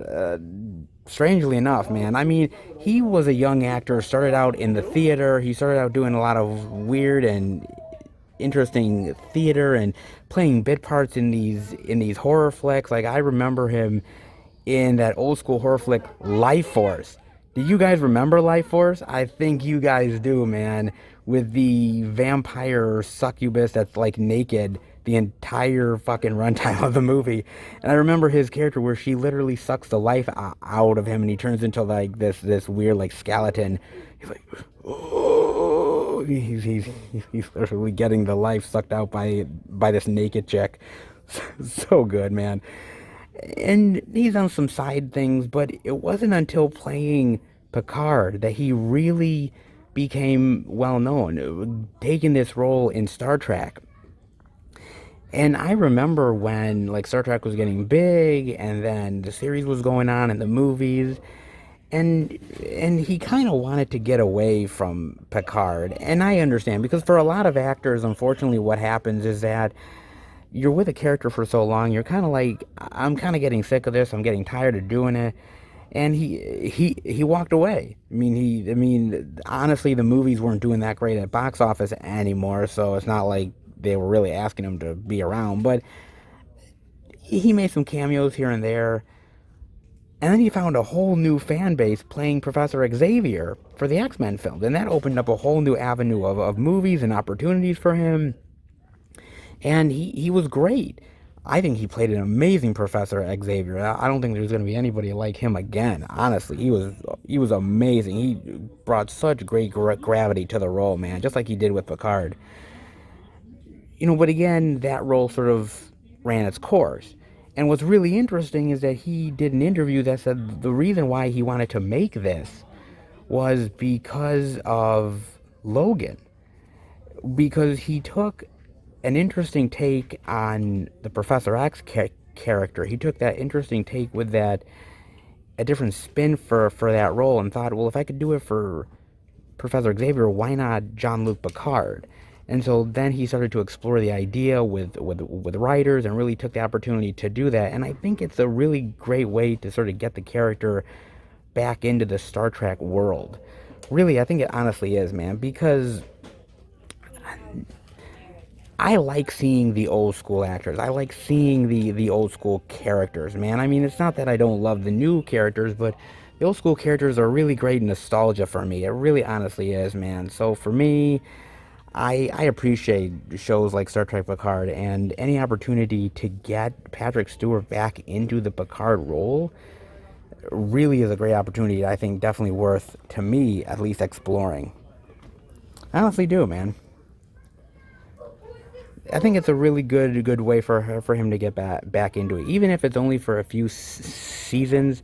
Seeing him back in this role, back in some sort of like Starfleet capacity, really warms my heart, man. So I love Patrick Stewart, man. The small roles, the big roles, but seeing him back as Picard, man, for a Star Trek fan, that is truly a blessing for sure, man. Really great, dude. And actually, really great releases here at Target. Definitely more than I thought there was going to be, man. Quite a few. Not bad this week. Pretty surprised. Let's head out. Well. It looks like Target delivered this week, and damn glad for it, man.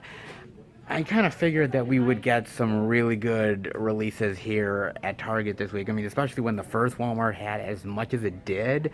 This was almost guaranteed in the bag, man, and I'm glad that it turned out to be true for sure, man. Not really any exclusives this week, but a few titles that we didn't see, all the regular new release love. Pretty good, especially after last week where it kind of felt like, okay, this is a really slow week, not much to show off. This week looks like it's going to be a bonanza of titles, a lot of things to show off, and I'm glad that Target confirmed my suspicions for sure. More physical media to check out? Never a bad thing. I'm glad it delivered. Hope you guys enjoyed it. I definitely did. All right, let's head out and see what more physical media goodness the stores will deliver.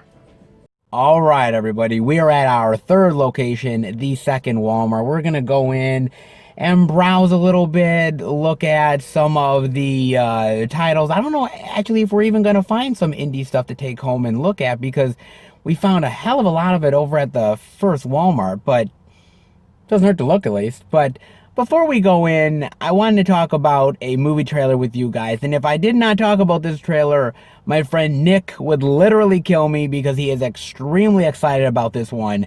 And that is The Witches. Yes, The Witches is coming to HBO Max this month, actually. And, okay, my friend Nick is a huge fan of the original movie, as am I.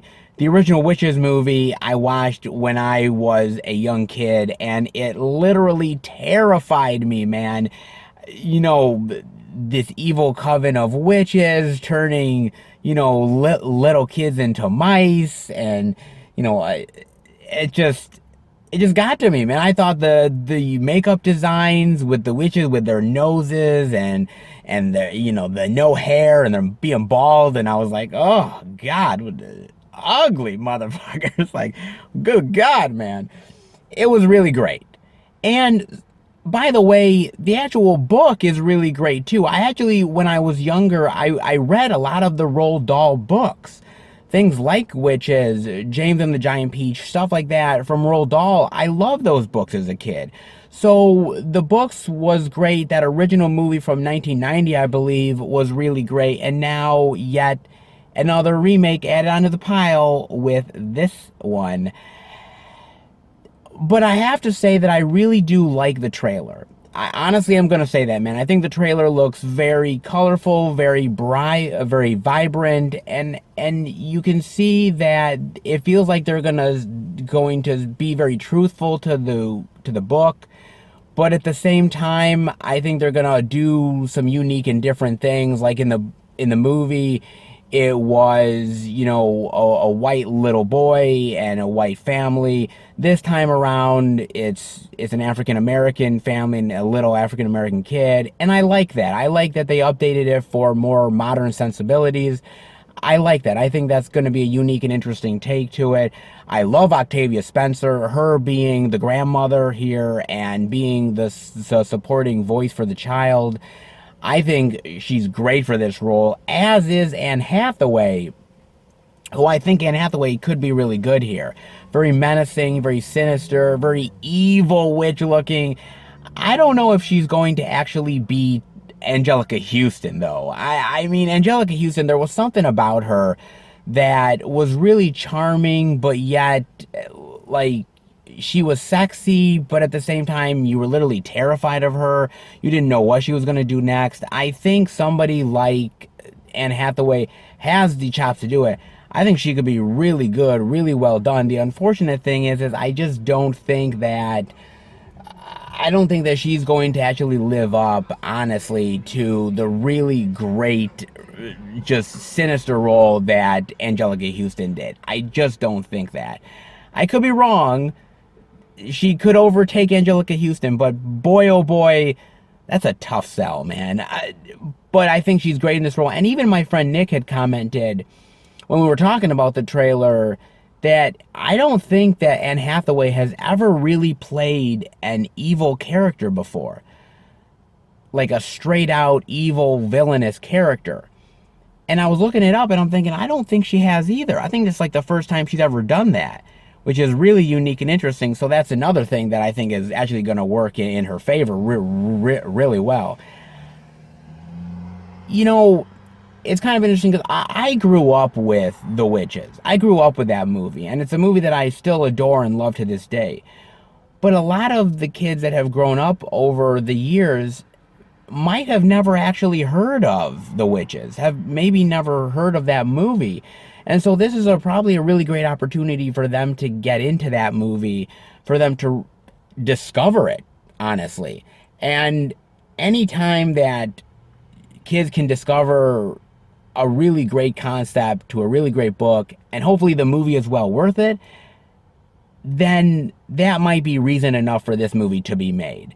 I mean, it's going straight to HBO Max, and I think this is another movie that is the casualty of coronavirus, because I have a feeling that this movie was built to be in the movie theater. But unfortunately, with coronavirus, these companies and these studios are selling off movies like crazy. So they said, whatever, we're just going to sell off The Witches to HBO Max. They probably paid a boatload of money for it. And I think it's another thing to add on to their streaming platform. And so I think it's a good ad. Families are at home, they're looking for entertainment. HBO Max is looking for content. So I think it's a win-win on both sides. I'm looking forward to it. I'm a little hesitant considering how much I really love the original. But from the trailer, all signs point to it being a worthy film. And there's a lot of remakes out there that are shit, but this one actually looks like something that could be a real great discovery for kids and a great rediscovery for adults like myself who, still love that movie, but may have actually forgotten it over the years. It looks decent. Definitely let me know what you guys think about that. In the meantime, well, I guess we're going to go into the second Walmart and see if they might have anything worth showing off. Let's head in. All right, we are in at the second Walmart, and the first thing I'm seeing over here is they have the DVD of Broken Halos for $9.96, the Blu-ray DVD combo for $14.96. A savior has finally arrived.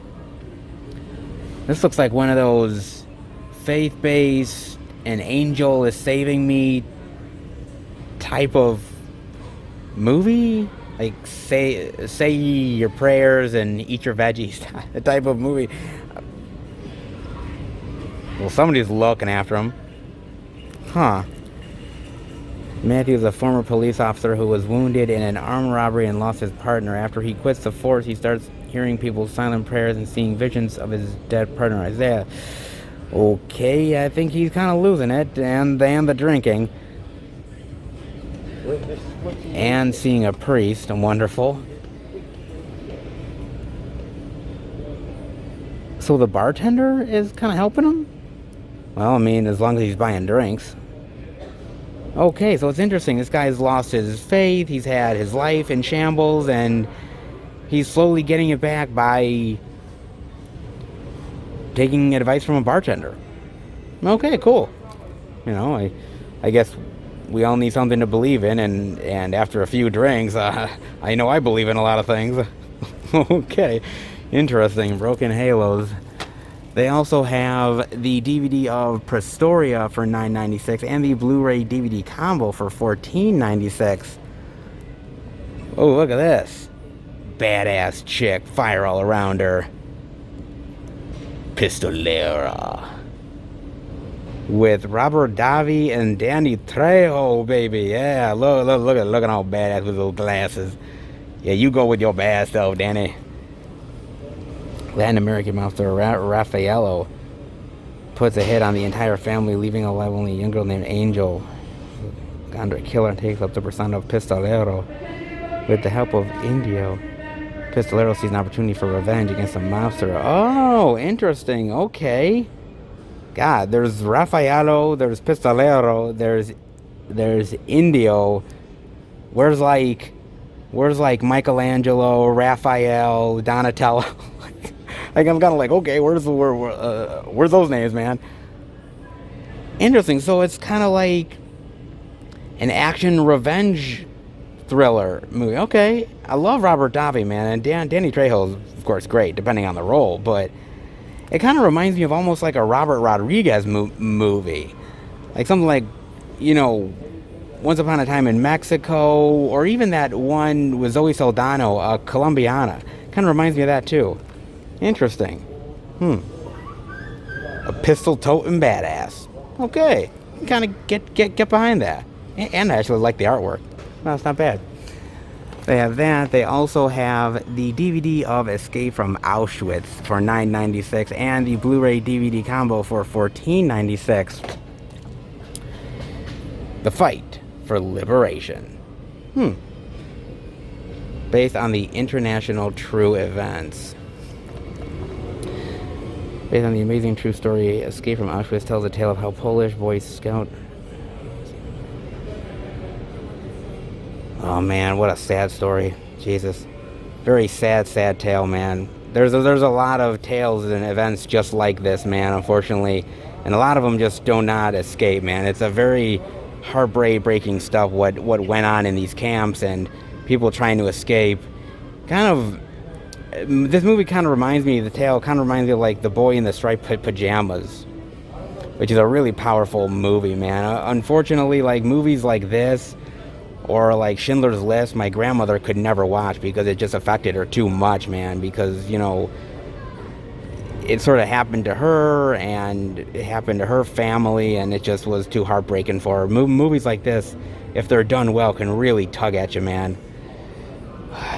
I'm glad to see it in movies and not in real life, but still, man, scary stuff. Really, wow, man, powerful stuff there. Then I'm also seeing they have the DVD of Trick or Treat for $9.96, the Blu-ray DVD combo for $14.96. What in the hell is this? Middle age can be murder. Okay, I kind of like the cover there, with the evil pumpkin there. A lot of these people I've not heard of, man, or maybe I have, but don't really recognize them, huh? Former gangster Greg Kelty has settled into a normal life at 45 with a wife and new baby. Okay. Struggling with the mundane nature of new existence, Greg's life is thrown back into turmoil when his estranged brother Dan shows up at his door claiming to have drunkenly run someone over on Halloween night. Soon Greg discovers that the deceased might be a psychopathic gangster's son. Oh, well, that's just great. More complications.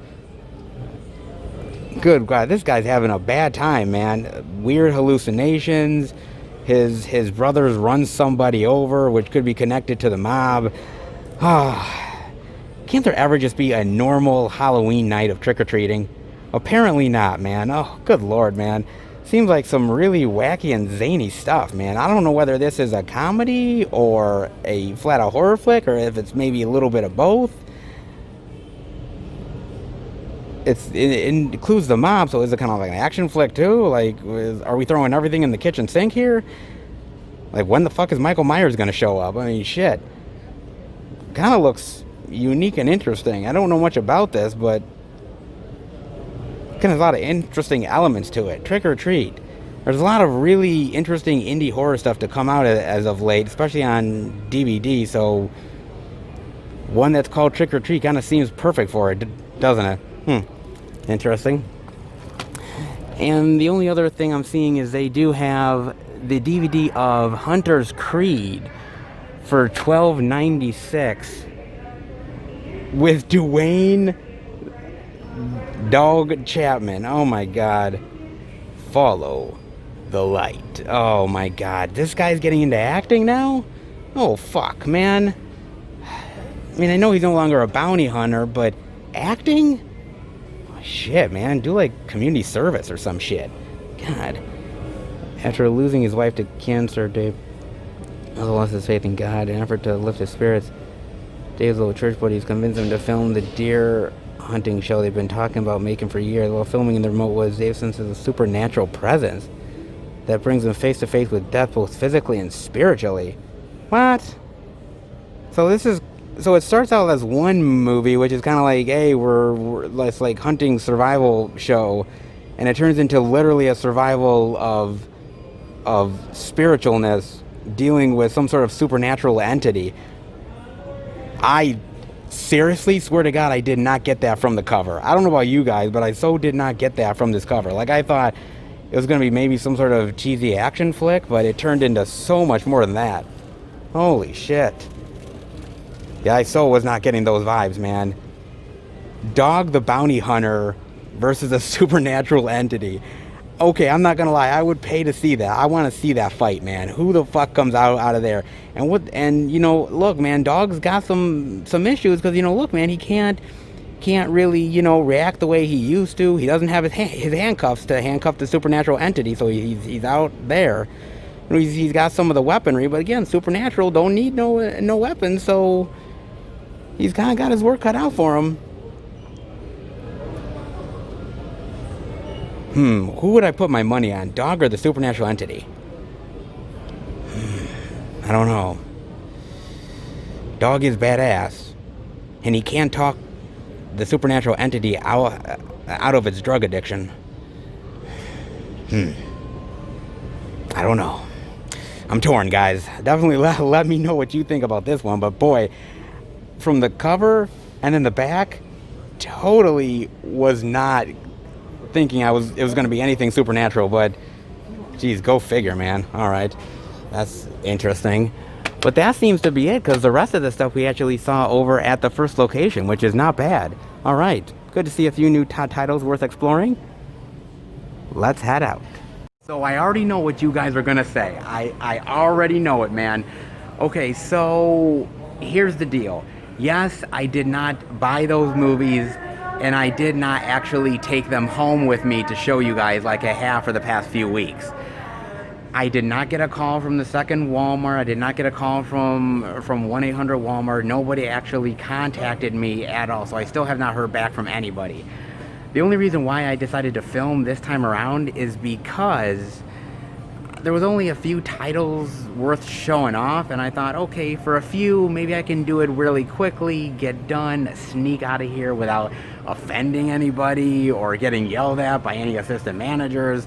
So that's why I did it, guys. If it was a hell of a lot more media to show off, I would have bought it and then brought it back to the apartment. So just because I filmed this week doesn't mean that that's the normal thing that's going to happen week in and week out. But when there's a few titles, I may try to get away with it. But when it's like 9, 10 or more, yeah, I think I'll settle with taking them home, so you know I don't get shoved out of a Walmart and be infamous for getting kicked out of a Walmart. How many people have gotten kicked out of a Walmart? I don't know, and I really don't want to find out. So not bad. At least we found a few more that we didn't find over at the first location. I knew there was going to be a couple more worth exploring, and I'm glad I got to show it off here for you guys. Not bad at all, man. Well, we're showing off some interesting badass chicks, supernatural entities, Dog the Bounty Hunter, some crazy weird independent goodness. You guys know that, man. But it's good that I filmed this week in here. Now that I successfully did that, I'm heading out before my ass gets yelled at. All right, everybody, we are at our fourth and final location, and it's good to be back at the Beast, baby. Yes, absolutely, we are back at the Beast Best Buy, baby. We are gonna go in and check out the variety and the selection that the Beast has in store for us this week. And I gotta admit, every single place we've been to, we've seen some unique stuff, releases we haven't seen yet, some interesting media, indie titles, horror goodness, TV, a lot of really great stuff this week. So have we saved the best for last? Well, sometimes we do. Usually Best Buy delivers, and hopefully this time they definitely will. Let's go in and check it out. All right, everybody, we are under the new releases at Best Buy, and the first thing I'm seeing over here is they have the 4K Ultra HD Blu-ray digital of Shutter Island, another 4K upgrade for all you 4K lovers out there. Shutter motherfucking Island. Not bad, man. I like the cover. Just pretty much just the same cover that they've done, just a little bit more bluer. 4K. Very nice. This movie, I've said it before, when I got the Steelbook here at Best Buy and showed it off during the pickups and everything, I love this movie. This movie is so twisty and turny and unpredictable, and you don't know what's going to happen. You don't know whose motivations are what. You don't know if you're going crazy or the characters are going crazy. There's so many really great things with Shutter Island that I absolutely love and absolutely adore, man. Leonardo DiCaprio is great here. Mark Ruffalo, Ben Kingsley is amazing here. Directed by Martin Scorsese. And this is one of those movies, which is really interesting, that, you know, Martin Scorsese has a wonderful library of movies that he's directed. He's an amazing, wonderful director. He's done a lot of really phenomenal things, but to be fair, there are certain movies that are honestly kind of movies that people forget about. There's movies that are not as well remembered as other ones, like Goodfellas and other ones like that, but Mean Streets, and you name it. Shutter Island is one of those movies that is vastly, vastly underrated, man. And I remember a coworker of mine coming up to me and who said to me, Seth, Shutter Island, man, it blew my fucking mind away. I was like, yeah, exactly. And what's really great about a movie like this is that you can watch it a second, third, fourth time and gain more things that you didn't see the first time around. It's really fascinating, all these little nuggets that you pick up on. It's really just a very interesting, nightmarish ride through this asylum, and it really blows your mind, especially what actually happens. And I won't spoil it, but I think it's phenomenal, man. It's really well done. Martin Scorsese does a fantastic job with this movie. This is easily a must-watch. If not the 4K, then the Blu-ray, but definitely an underrated flick you guys have to watch, man, by far. I'm also seeing they have a 4K steelbook of Interstellar for $24.99. I definitely was not expecting this one. Interstellar. Nice, man. Speaking of Christopher Nolan, this is a phenomenal movie, man. I remember watching it in the movie theaters with Bob, and we were blown away by it, man. I mean, I really love Christopher Nolan anyways. I think he's such a phenomenal director, and he always does these interesting projects that are just so... Not only are they mind-bending, but they really make you think. They really make you think and think about so many things out there as far as the world is concerned, and life, and what could be out there, and the possibilities. And Interstellar is one of those movies, man. Absolutely phenomenal. Matthew McConaughey rocks it in here. So does Anne Hathaway, Chastain, Michael Caine. Always fantastic. Really phenomenal movie, man. Now, mind you, when I first watched it, I didn't really understand everything about the movie. It took me a long time to sort of figure everything out. It needed like maybe another watch or two for me to fully figure everything out and fully sort of catch everything. But once I did, and once I fully really understand it and wrap my mind around it, it's amazing, and something that you guys definitely need to watch. Of course, if you guys are Christopher Nolan fans, hell, you've already watched it. What the hell, man? So good, man. A lot of people have compared this movie to something like 2001: A Space Odyssey, and I would agree with that, man. I think 2001: A Space Odyssey is a good indicator of the type of movie that this is. This is definitely going to be a classic down the line. Of course it is. Most of Christopher Nolan's movies are. What the hell am I talking about? Great flick. Then I'm also seeing they have a 4K only at Best Buy exclusive steelbook for Mission Impossible Fallout, which is another one I definitely was not expecting this week, man. Another steelbook, good lord. Look at him, Tom Cruise jumping out of an airplane, man. Of course, that guy, man, risks his fucking life every single Mission Impossible movie, man. Man, that guy has a full-on death wish, brother. Good lord. This is a fantastic movie. Fallout is amazing. And I think most of you out there would agree that Mission Impossible Fallout is phenomenal. The action is sick. Tom Cruise does an amazing job here. The story is twists and turns. You don't know where things are going until the final second. Really well done. And you know what? The Mission Impossible franchise is really amazing in general, man. I mean, let's be real here.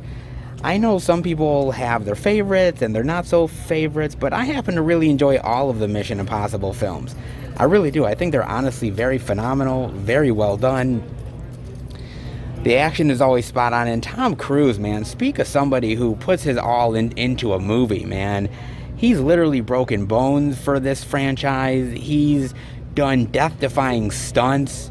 I mean, I actually saw footage of them filming the new Mission Impossible movie that's hopefully coming out next year, and he's like on a train and fighting a bunch of people on top of a train, and there's like other crazy wild stunts he's doing, and I'm like, my god, man, like what what death-defying shit are you gonna do next, man? Are you like eventually gonna go into outer space or some shit? Like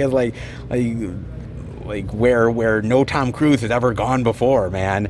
Good Lord, he puts everything on the line, man, and you gotta appreciate that. I mean, the guy may be a little nuts, maybe a little freaking crazy out of his mind, but dude is dedicated, and at least you gotta appreciate that, man. Great movie, man, and shocked about the steelbook. Speaking of another steelbook, the Tax Collector for 1999, the 4K, baby. Look at this. Very great steelbook action right there, man. Pretty much the same cover as we've seen before, just in steelbook form, man. But I just wish it was a better movie, dude. I honestly do, man. I mean, give these actors credit. They try, man. They honestly do try. But you see, for me, when I look at a movie, even like if I look at a movie like The Devil's Rejects, right? All of those characters are scumbags. They're terrible people. Even the sheriff, man. But there's something about the Devil Rejects themselves, about, you know, Baby and Otis and Captain Spaulding, that they have unique personalities that you gravitate towards, and you like them even though you're like, God, they're doing really despicable things. The Tax Collector needed that. It needed characters that you were like, okay, I don't like these people, what they're doing, but I'm gravitated towards their personality, towards who they are, and just didn't do it. There's way better movies out there about corruptness. Like I said, you look at something like Sicario or even Sicario Soldado, you look at those movies, those are really fantastic. I just don't really see much value in the Tax Collector outside of seeing Shia LaBeouf play a Mexican, but, you know, whoop-de-doo. Like, I'm like, okay, yeah. I'll only deleted scenes, but, nah. Then, I'm also seeing they have a 4K Ultra HD Blu-ray Digital Steelbook, another one for Saving Private Ryan. Good Lord, man, another steelbook. God, we're seeing so many friggin' steelbooks this week. Damn.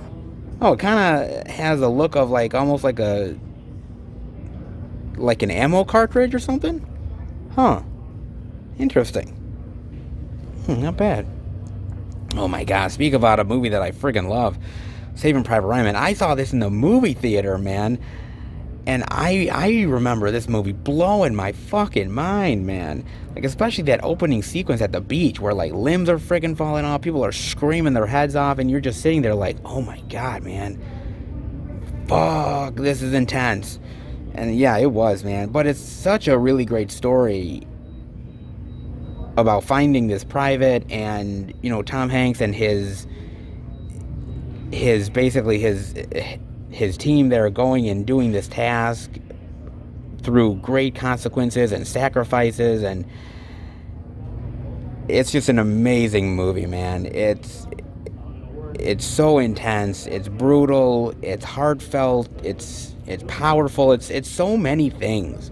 The performances are amazing here.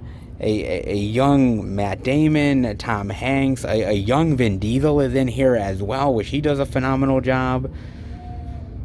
Tom Sizemore, Ed Burns, everybody does an amazing job with this. A great Steven Spielberg flick. This became a classic the moment it came out, man. There are some really great war movies out there. Hamburger Hill, Platoon, really great stuff. Thin Red Line, you name it. There's so many of these ones. But Saving Private Ryan has to be, damn, dare I say, it's top 5. It's top 5. If not top 5, then at least top 10. Because Saving Private Ryan is amazing, man. And it's one of the best war films ever put on screen. Ever. I don't know where you guys ever put the ranking of this, but it's high for me, man. I love it. It's phenomenal, man. Powerful stuff, dude.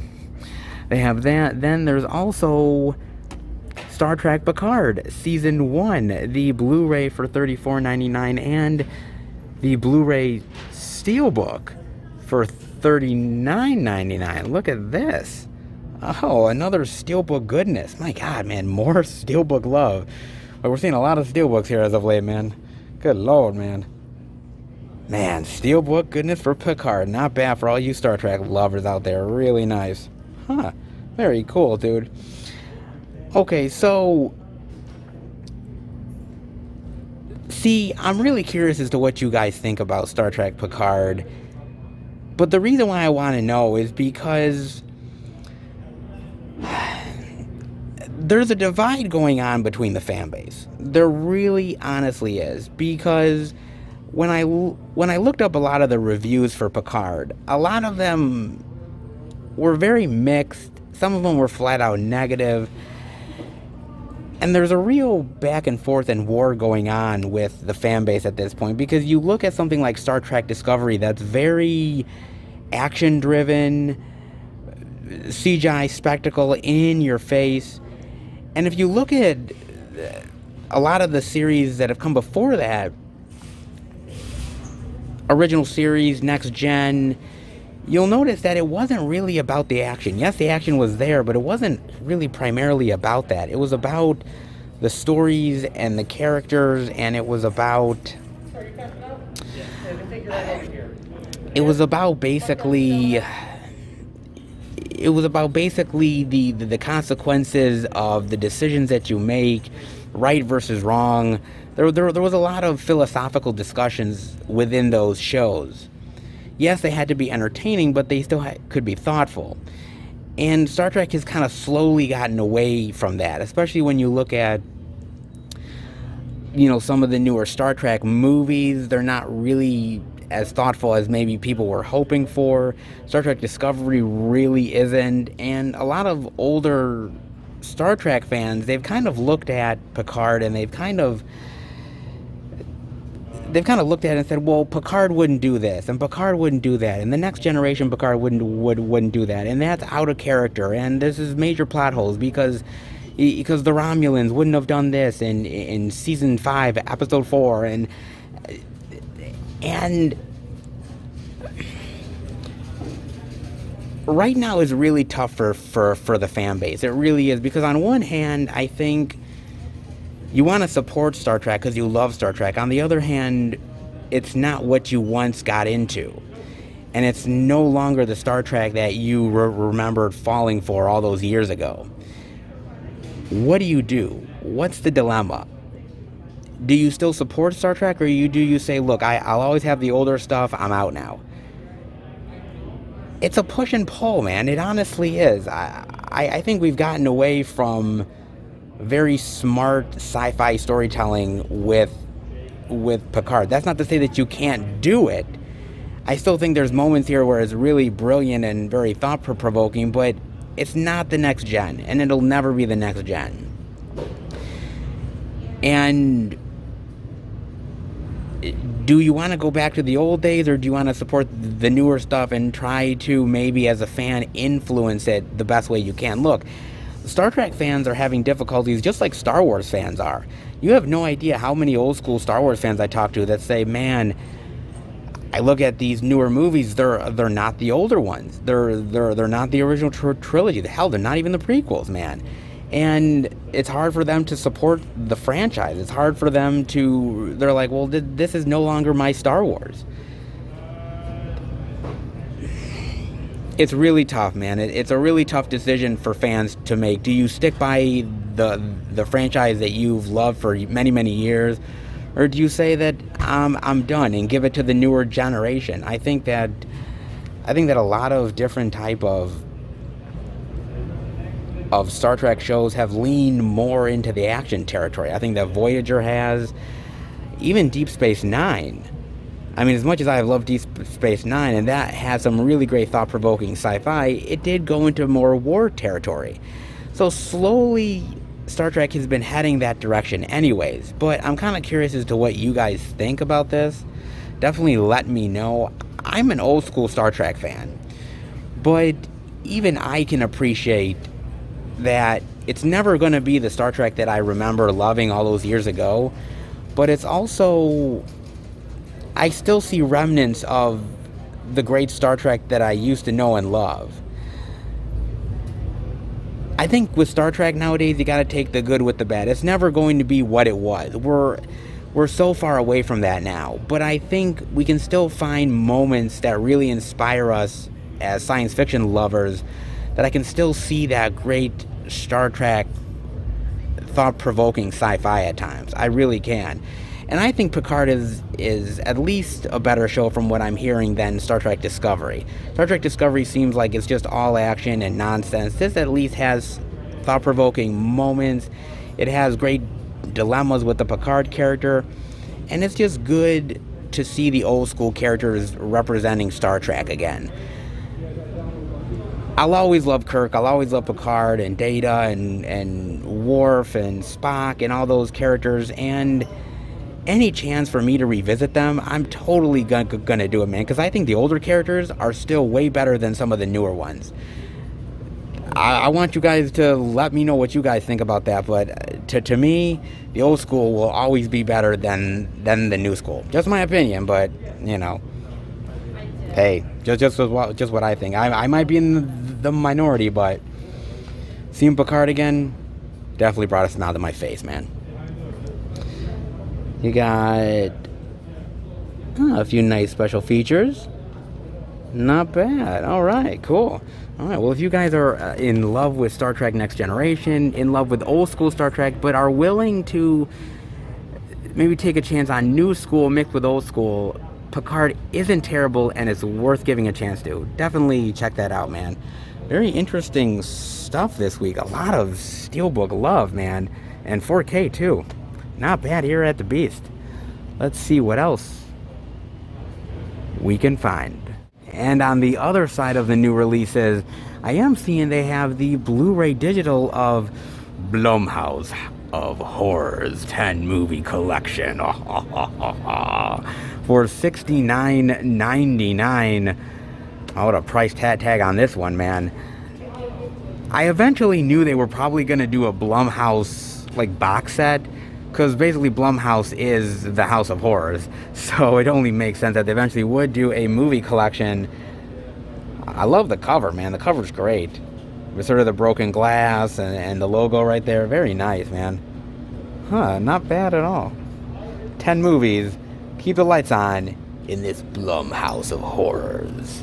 So what do they got in this? Let's see. They got The Purge, Ouija, The Boy Next Door, Unfriended, The Visit, Split, Get Out, Happy Death Day, Truth or Dare, and okay. Some of these are really great movies. The Purge, it's okay, especially the first Purge. First Purge is just okay. Ouija is not a good horror movie. That's kind of a lame flick, man. The Boy Next Door, why are we putting a sort of like obsessive boy that loves his teacher movie in the Blumhouse of Horrors? Like what? Like really? Okay, J-Lo gives the boy a booty call and then she won't contact him again. Wow, happens to a lot of guys. Get over it. Jesus. Unfriended really sucks, man. I hate Unfriended, man. It's not a terrible movie, but it ain't great either. It's just okay. To be fair, it ain't like the tits or nothing. The Visit is pretty decent. Split, great. Get Out, amazing. Happy Death Day, awesome. Love that flick. Truth or Dare can suck my giant nutsack. God, I hate Truth or Dare, man. That movie is definitely a pile of shit. I mean, Ouija is better, and so is Unfriended. I mean, Truth or Dare, man, that's pure garbage. And Ma's pretty decent too. I guess this is sort of interesting with Blumhouse, right? I guess it really is, because as many movies as Blumhouse has done that have been praised, there's a lot of movies that they've done that have honestly been pure kind of crapola, man. I hate to say it. It's been not very good, man.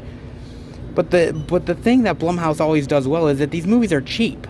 They're cheap to make. They cost, pennies on the dollar, and they make a shitload of money at the box office, so they make their money back. So who gives a shit whether it's good or not? Hell, if it made its money, then fuck off. I mean that's pretty much that's what Hollywood is. But it's also about our reputation, too. And you really have to think about that, man. I mean, Blumhouse has slowly but surely kind of gotten away from horror a little bit, but their roots are still horror. But I think, for me, yes, you want the movies to make money, but you want quality as well. And when I look at some of these movies, I'm not really getting quality. I mean, out of all of these, I would say 1, 2, 3, 4. I would say 5 are really great and 5 are to complete shit. I mean, that's me, man. I mean, like I said, I'm kind of curious, which movies would you keep in this collection, and which movies from Blumhouse would you take out and then put something interesting and much more worthy in? I'm kind of curious, because I look at Ouija and I'm like, well, Ouija's not a good movie, but the prequel is actually really great. I love the prequel. And then there's other movies like, I see something like The Boy Next Door and I'm like, why don't we put Happy Death Day to You in there? Because that's so much better. Truth or Dare, man, I'll wipe my ass with that movie. I guess it depends. I still really like Blumhouse. I still really do. And I think they make some really great, unique horror, man.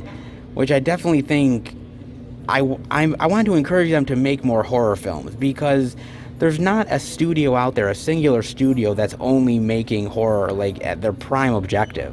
Blumhouse is one of the only ones that's really doing it, and I want to still encourage it, but make good films. Make good ones. Like, I know this is my opinion and everything, and you guys will probably say, well, geez, The Boy Next Door is great, and Ouija is awesome, and I love Truth or Dare, and hey, man, that's your opinion. See, movie collections like this is a real problem, because as much as I love movie collection sets, I have to actually like most of the movies in order to buy the movie collection set. And when I look at a movie collection set like this, when I only like 5 out of the 10 for $70, yeah, no, I think I would pass, guys. Again, I love Blumhouse to death. Well, not literally, but I'll just buy the individual releases of the ones that I enjoy. 10 movie collections are great, but that's only if you actually like most of the movies. And speaking of Blumhouse, you want to know another shitty movie of Blumhouse's? Thank God this is not in there, because it definitely, most certainly would not be a buy for anybody, because this is an absolute Christmas turd burger, and it doesn't come with tinsel. Yeah, Blumhouse is good, but maybe rethink a little bit the 10 movie collection, dare I say, guys. Yeah. Other than that, really interesting stuff this week. A lot of Steelbook love. Interesting stuff. That 8 movie collection Friday the 13th set. You know what's right around the corner. I know you do. They have that, plus some unique stuff. Not half bad so far. Let's see what else they got. And we're on this side of Best Buy, and I'm seeing they have a few things here. They got Save Yourselves, the DVD for $14.99, the Blu-ray for $22.99, the Invincible Dragon. They got that for $14.99 the DVD and $17.99 the Blu-ray. The season 1 of The Beginning, that anime interesting show, for $22.99. Digimon Adventure, Secret Garden, they do have that. Interesting bonus features on there. They have the second. God, we're seeing this one all over the place, man. Brian Phillippe, Casper Van Dien, man. Boy, they want to get this movie out to as many stores as possible, dude. And $16.99. They also have Yummy, a Shudder original, the $12.99 for the Blu-ray. But the one thing I'm really seeing here that stands out to me among all of the stuff here is this one, and that is To Your Last Death for $12.99. Oh, sounds interesting. I've never heard of this, but I was looking at this and I'm like, Marina Baccarin, Ray Wise, Bill Moseley, William motherfucking Shatner, man. They got the Shats in this bitch. What the fuck? Join the VIP Blood Club. What the hell? This looks really fascinating to me. I'm like, what in the holy hell is this, man? Yo. After emerging as the sole survivor in a deadly revenge game set up by her father to punish his children, Miriam receives an offer from a supernatural entity to go back in time and try again. Now, Miriam must survive both her father's bloodlust and the Game Master's ever-changing rules to save her siblings as she relives the worst night of her life. I'm not gonna lie, that's really interesting to me, man. It's not exactly anime, I don't think. It's just regular animation. Of course, I could be wrong, though, but this intrigues the living hell out of me, man. I mean, look at the talent there. It looks like a cool premise, man. Sort of like, surviving this game. It almost reminds me of like an animated version of something like You're Next or something, right?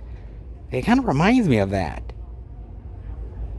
With great talent, and it kind of looks like a cool story, and looks like a lot of like animated blood and gore flying all over the place. It kind of looks really unique and really interesting. Man, I gotta admit, I'm kind of really actually intrigued by this, man. I don't know what the absolute hell this is, man, but To Your Last Death. It looks really interesting to me. Swear to God, it really does, man. The cover, the plot, like I could see like somebody like blind buying this and looking at this, like it really stands out, man. This looks really unique. Definitely gonna have to look this one up. If you guys know much about this, definitely let me know. Other than that, well, it seems to be it. Not really much newer stuff I see out there. A lot of the same stuff as before. Some of the new releases, but a lot of exclusives, especially steelbooks, man. Wow. Well, that's what Best Buy does best, and they definitely delivered. Well, other than that, I think that's it. Let's head out. It's not too bad at the base this week. Not too bad, but not abundantly great either. I think it's about half and half this week. I mean, mind you that they have a bunch of steelbooks. I mean, they went steelbook crazy this week, 4K upgrades. I mean, any of you guys that are 4K lovers out there, especially steelbook lovers, Best Buy's the place to be, man. But outside of that, I didn't really see much major new releases. I mean, I saw some of the indie stuff, but I didn't see the American Pie. I didn't see Tales from the Hood 3. I didn't see a few things out there that I was kind of thought I might be seeing this week. But I noticed that Best Buy doesn't really carry like a lot of DVDs sometimes. They carry a lot of Blu-rays, but occasionally they carry some DVDs, but they're not in the business to carry the DVDs. They're more like Blu-ray and 4K. So unfortunately, if a certain movie is not on Blu-ray, then unfortunately Best Buy most likely is not going to carry it. Kind of like American Pie Girls Rules, but what am I talking about? That's not a bad thing. Fine, don't carry that movie. Speaking of which, if you're looking for a really good like sort of raunchy new age teen sex comedy about really sort of raucous and sort of wild teenage girls, this one here, Booksmart. Yep, Booksmart is the one to go with. So much better than Girls Rules, man. So much better. If you never checked this one out, definitely do it. This is really fantastic. Really great. Also, Blockers. Blockers is really great too, man. So much better than a friggin' garbage American Pie Girls Rules. But other than that, man, I mean, not bad this week. Could have been better, but definitely those exclusives made up for it in a big bad way. And by the way, guys, there is no Fly collection over here. I'm so glad that I bought that Fly collection, man, because they never restocked it. Man. So literally, I don't know whether they're ever going to get another one in, but I saw that sucker and I freaking bought the hell out of it, man. I wasn't going to pass that fucker up. Not at all, man. So for me, that was a must buy, man. Sometimes you see certain things that are worth it, and that was definitely worth it. This week had a few things that are worth it. Steelbook love, 4K upgrades, but not as many releases as I thought we would see. Still decent. You never know what you're going to get until you check, so I'm definitely glad we did. Not bad overall. Hopefully good in your Best Buy areas too. I guess that's it. Let's head home and finish the video. Alright, everybody. That'll do it for the Blu-ray and DVD out and about video this week. And wow, what a crazy and wild week, man. I mean, I'm glad for it because, my God, talk about amazing amounts of physical media that we saw, man. Wowzers. Definitely like a completely 180 compared to last week for sure, man. But what was really weird is usually we end on a big high note with Best Buy. A ton of media to see, and we did see some really great exclusives and some cool stuff there, no doubt. But my God, man, literally, I mean literally, the amount of media at the first Walmart, nuts, man. I was so not expecting that. I walked in, I was like, okay, maybe I'm gonna see 2, maybe 3 releases. Okay, cool. Like, I was blown away by how much I saw, man. I'm like, my God, that is also a completely 180 from what we saw previously. So I'm like, my God, if that's where they're going, hopefully in the near future, please, Lord, man, my God, man, I love it, dude. Love it, man. Wow, I am blown away by that, man. Really blown away. Target had some great stuff. We saw some extra cool little stuff over at the second Walmart. You know, some exclusives over at Best Buy. So really, actually, at every store, we saw something really interesting, something we hadn't seen yet. So great, man, great. I love these weeks, man, where you get to see so much physical media. I've told you guys that the fall is really great for the sales, for unique boutique labels putting out all these kind of really very interesting titles and editions and all these cool horror stuff that's happening now. Like, this is a great time for physical media, man. It honestly is. And this week definitely proves it by far, man. I hope you guys enjoyed it. If you did, definitely let me know. Hopefully you guys picked up something good. As far as I'm concerned, well, I got a couple packages in the mail from Diabolic DVD, baby. And the very first one is actually 2 titles, and they're 2 Vestron titles. Yes, I had these pre-ordered for a while on Diabolic DVD, to be honest with you. And honestly, these are the first 2 Vestron titles that I've ever owned in the collection. Honestly. So I'm looking forward to these 2 titles. One is very kid-friendly. Definitely has comedic elements, but definitely has some horror elements too. And one is a full-on sort of body horror, flick from a really great horror director. I cannot wait to dive into both of these, man. It's going to be really cool, dude. So I cannot wait for this. Great package there. And then the second Diabolic DVD package is actually an MVD release. And it's actually a horror comedy that stars David Naughton from American Werewolf in London and, Midnight Madness, a bunch of those great movies. And I remember hearing about this movie from David Naughton years ago when I went to a horror convention and he was talking about this movie, how, it's a very unknown horror flick, not many people really talk about it, but I had a ball really making this movie and think it's a really great little underrated horror flick. And when MVD announced it, I was like, wow, I remember hearing about this movie from him. And I was like, well, of course I'm going to pick it up, man. I got to check this thing out. So I am definitely looking forward to this. And, of course, looking forward to the 2 Vestron titles. The first releases that I'm getting for October, some really good horror goodness. And you guys will not get to find out exactly what I picked up until next month when I show off all the titles that I picked up for the month of October. I've got some really great stuff planned. Not only is it going to be out of print love, it's going to be cool special collector's edition releases from some of these boutique labels.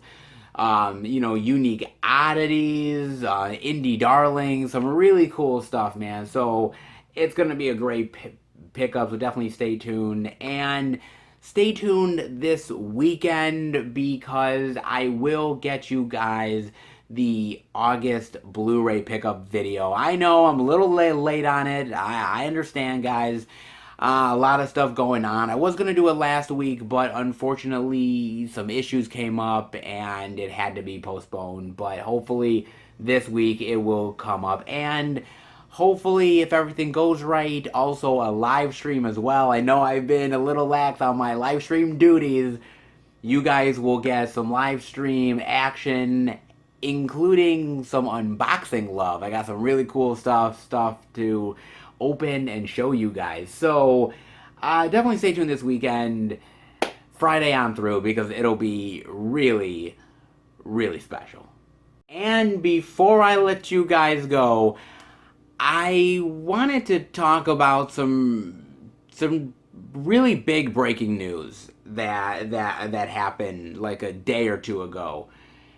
And I know for a lot of movie lovers out there, it pretty much crushes their hope for anything pretty much for the rest of this year, even the beginning of next year.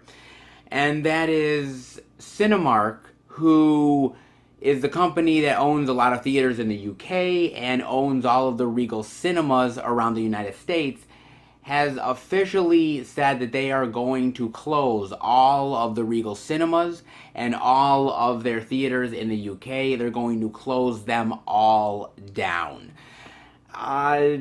They're not closing them for good, thank God. They're actually just temporarily closing them until maybe the spring of next year, at some point when hopefully it'll be safer to open up theaters, there'll be more movies that are coming out, they can end up getting some revenue. Now, what exactly was the straw that broke the camel's back? Well, for Cinemark, it was actually No Time to Die. It was actually Bond. Bond was originally scheduled, I believe, for November, and they officially have said, look, we're going to move it. We're going to move it to, I believe they said April of 2021. And that's when Cinemark was like, God damn it, okay, fine. You know, if you're going to move it and we can't get any kind of big movies out for the rest of the year, fuck it, we're just going to close everything down. And that's what they did. Now, of course, they forgot to realize that Wonder Woman 1984 comes out in December. Now that this news has happened, I fully expect very soon we're going to get an announcement that Wonder Woman 1984 has basically moved. Again. And this is really... Some people are calling this the death knell. Some people are saying, okay, this is it. This is the death knell. This is over now for movie theaters. I mean, there's really nothing much coming out in theaters anyways for the rest of the year. With all these big movies that have moved, all these other films and everything that are getting pushed to these streaming services like Prime or Netflix, HBO Max. So Are theaters done for good? I don't know if theaters are done for good or not. I don't want to say yay or nay on that. I understand Cinemark's point of view because they're thinking to themselves, well, look, nothing's coming out. We cannot keep these theaters open with, New Mutants and Tenet and maybe play some of the old school classics. We can't do that. We can't sustain ourselves. There's no way. On the flip side of that, it's really disheartening because yes, you can talk about it from a movie lover standpoint, and I completely get it. But I'm looking at it from the fact of employees. I'm looking at it from the fact of regular, everyday, average Joe Americans who literally depend on their job at these movie theaters in order to get them through with paying for their car or rent or buying groceries. And now with them temporarily closing until springtime, what are these people going to do for the winter? They literally, they're shit out of luck. They have no idea what the future holds. They're now being completely furloughed for such a long time. They now have to find another job, another work. Are they going to go back to the movies afterwards? They don't know. They have no idea. There is nothing. And a lot of these employees never even got a heads up from Cinemark. They just immediately closed, and that's what they did, and that's the decision, and it's done. I mean, here in New York State, the movie theaters never opened. So it's not exactly as hard hitting for me, but I know for a lot of you guys out there that have started to get to some sense of normalcy, this is a hard hitting blow. This really is, man. And there are so many movies out there right now that there's so many question marks of things that are going on. Is Wonder Woman 84 going to move, or is it going to go to streaming? What about Black Widow? What about, all these other movies? I mean, look at something like Borat, for Christ's sake. There's Borat 2 that's coming out that's going straight to Prime. I mean, think about that for a second. The first Borat movie made a good chunk of change at the box office. You would think that that's a movie that they would push back to next year. But I think they realize that we kind of have to capitalize, and if we don't do it, we're gonna shortchange ourselves. So we need to go to streaming service. We need to do that. I think there's ways to look at this. On one hand, it's good for streaming services because streaming services now can really take an even major foothold than they've already taken. Because you have a lot of these big profile movies that are coming to the streaming service. People are saying, wow, I can just stay home and enjoy a nice night in with some popcorn. I don't have to worry about people talking, people's cell phones going off, babies crying. I don't have to deal with that. I'm home, I'm relaxing. I can enjoy that stuff. Streaming's going to take a bigger foothold. It really honestly is. But at the same time, you also have to remember that Mulan didn't do as good of business as they were hoping it was going to do through streaming. However, Bill and Ted 3 has actually done pretty well through streaming. I think it depends on expectations. At the same time, this is also a good opportunity for physical media. Because while theaters are closed, yes, streaming is going to take a bigger lift.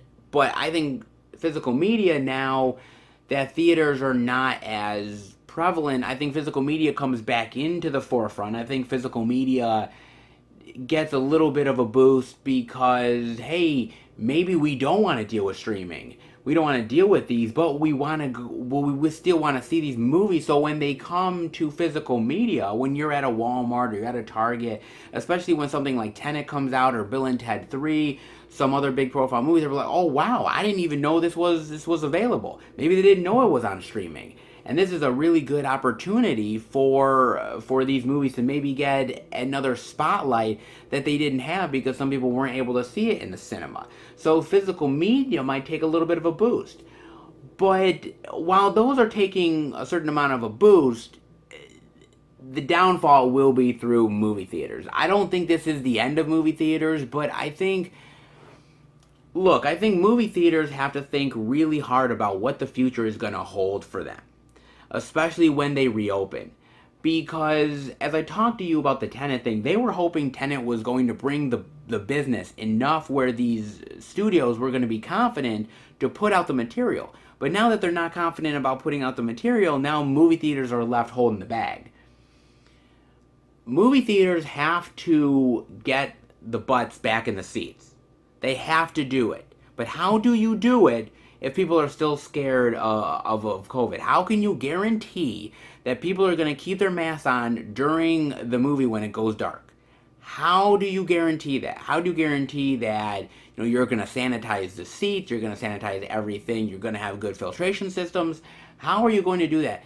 Movie theaters need to work with these studios now. They have to start at this very moment to ensure that they are going to take all of these measures in order to gain customer confidence back. Because if not, if by the time spring happens and we are still heavily in the thick of COVID, I guarantee you that a lot of these movie studios are going to start looking at streaming. And movie theaters are going to go down big time. They really are. So it's movie theaters' responsibility right now to contact these studios and do their best to get their protocols ready and to gain customer confidence back. Because there's a lot of businesses that have been closing, restaurants that have been shutting down. Nobody's really going out as much as these companies would like for them to. And it's about customer confidence. It honestly is. And if you can't gain that back, if these movie theaters can't do it, then they're dead in the water. That's just the honest to God truth. And streaming is going to be the be all end all. I don't want that to happen. I want these movie theaters to come back. I want to see movies in the theater on the big screen. But in order to do that, these places have to get their shit together, and we got to deal with COVID. And if you do that twofold, then we can get back to some normalcy. But only until then can we do it. But I'm curious to see what happens with it. I'm curious to know your thoughts. Definitely let me know. And I hope you guys enjoyed the video. If you did, definitely give it the thumbs up. And if you're new to the channel, check out the other Blu-ray and DVD Tuesday videos. The other movie reviews I do with my friends. Movie hunting, like the Dollar Tree videos, Blu-ray pickup videos, live streams, and much more. If you're a lover of movies and physical media, hit subscribe and become a part of the Film Fan Nation.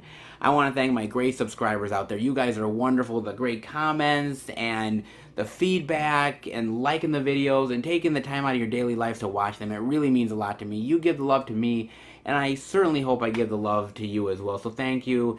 And keep up to date with everything I'm doing through Instagram, Twitter, and Facebook. FilmFan108. Keep up to date with special pictures and videos I do from time to time on social media.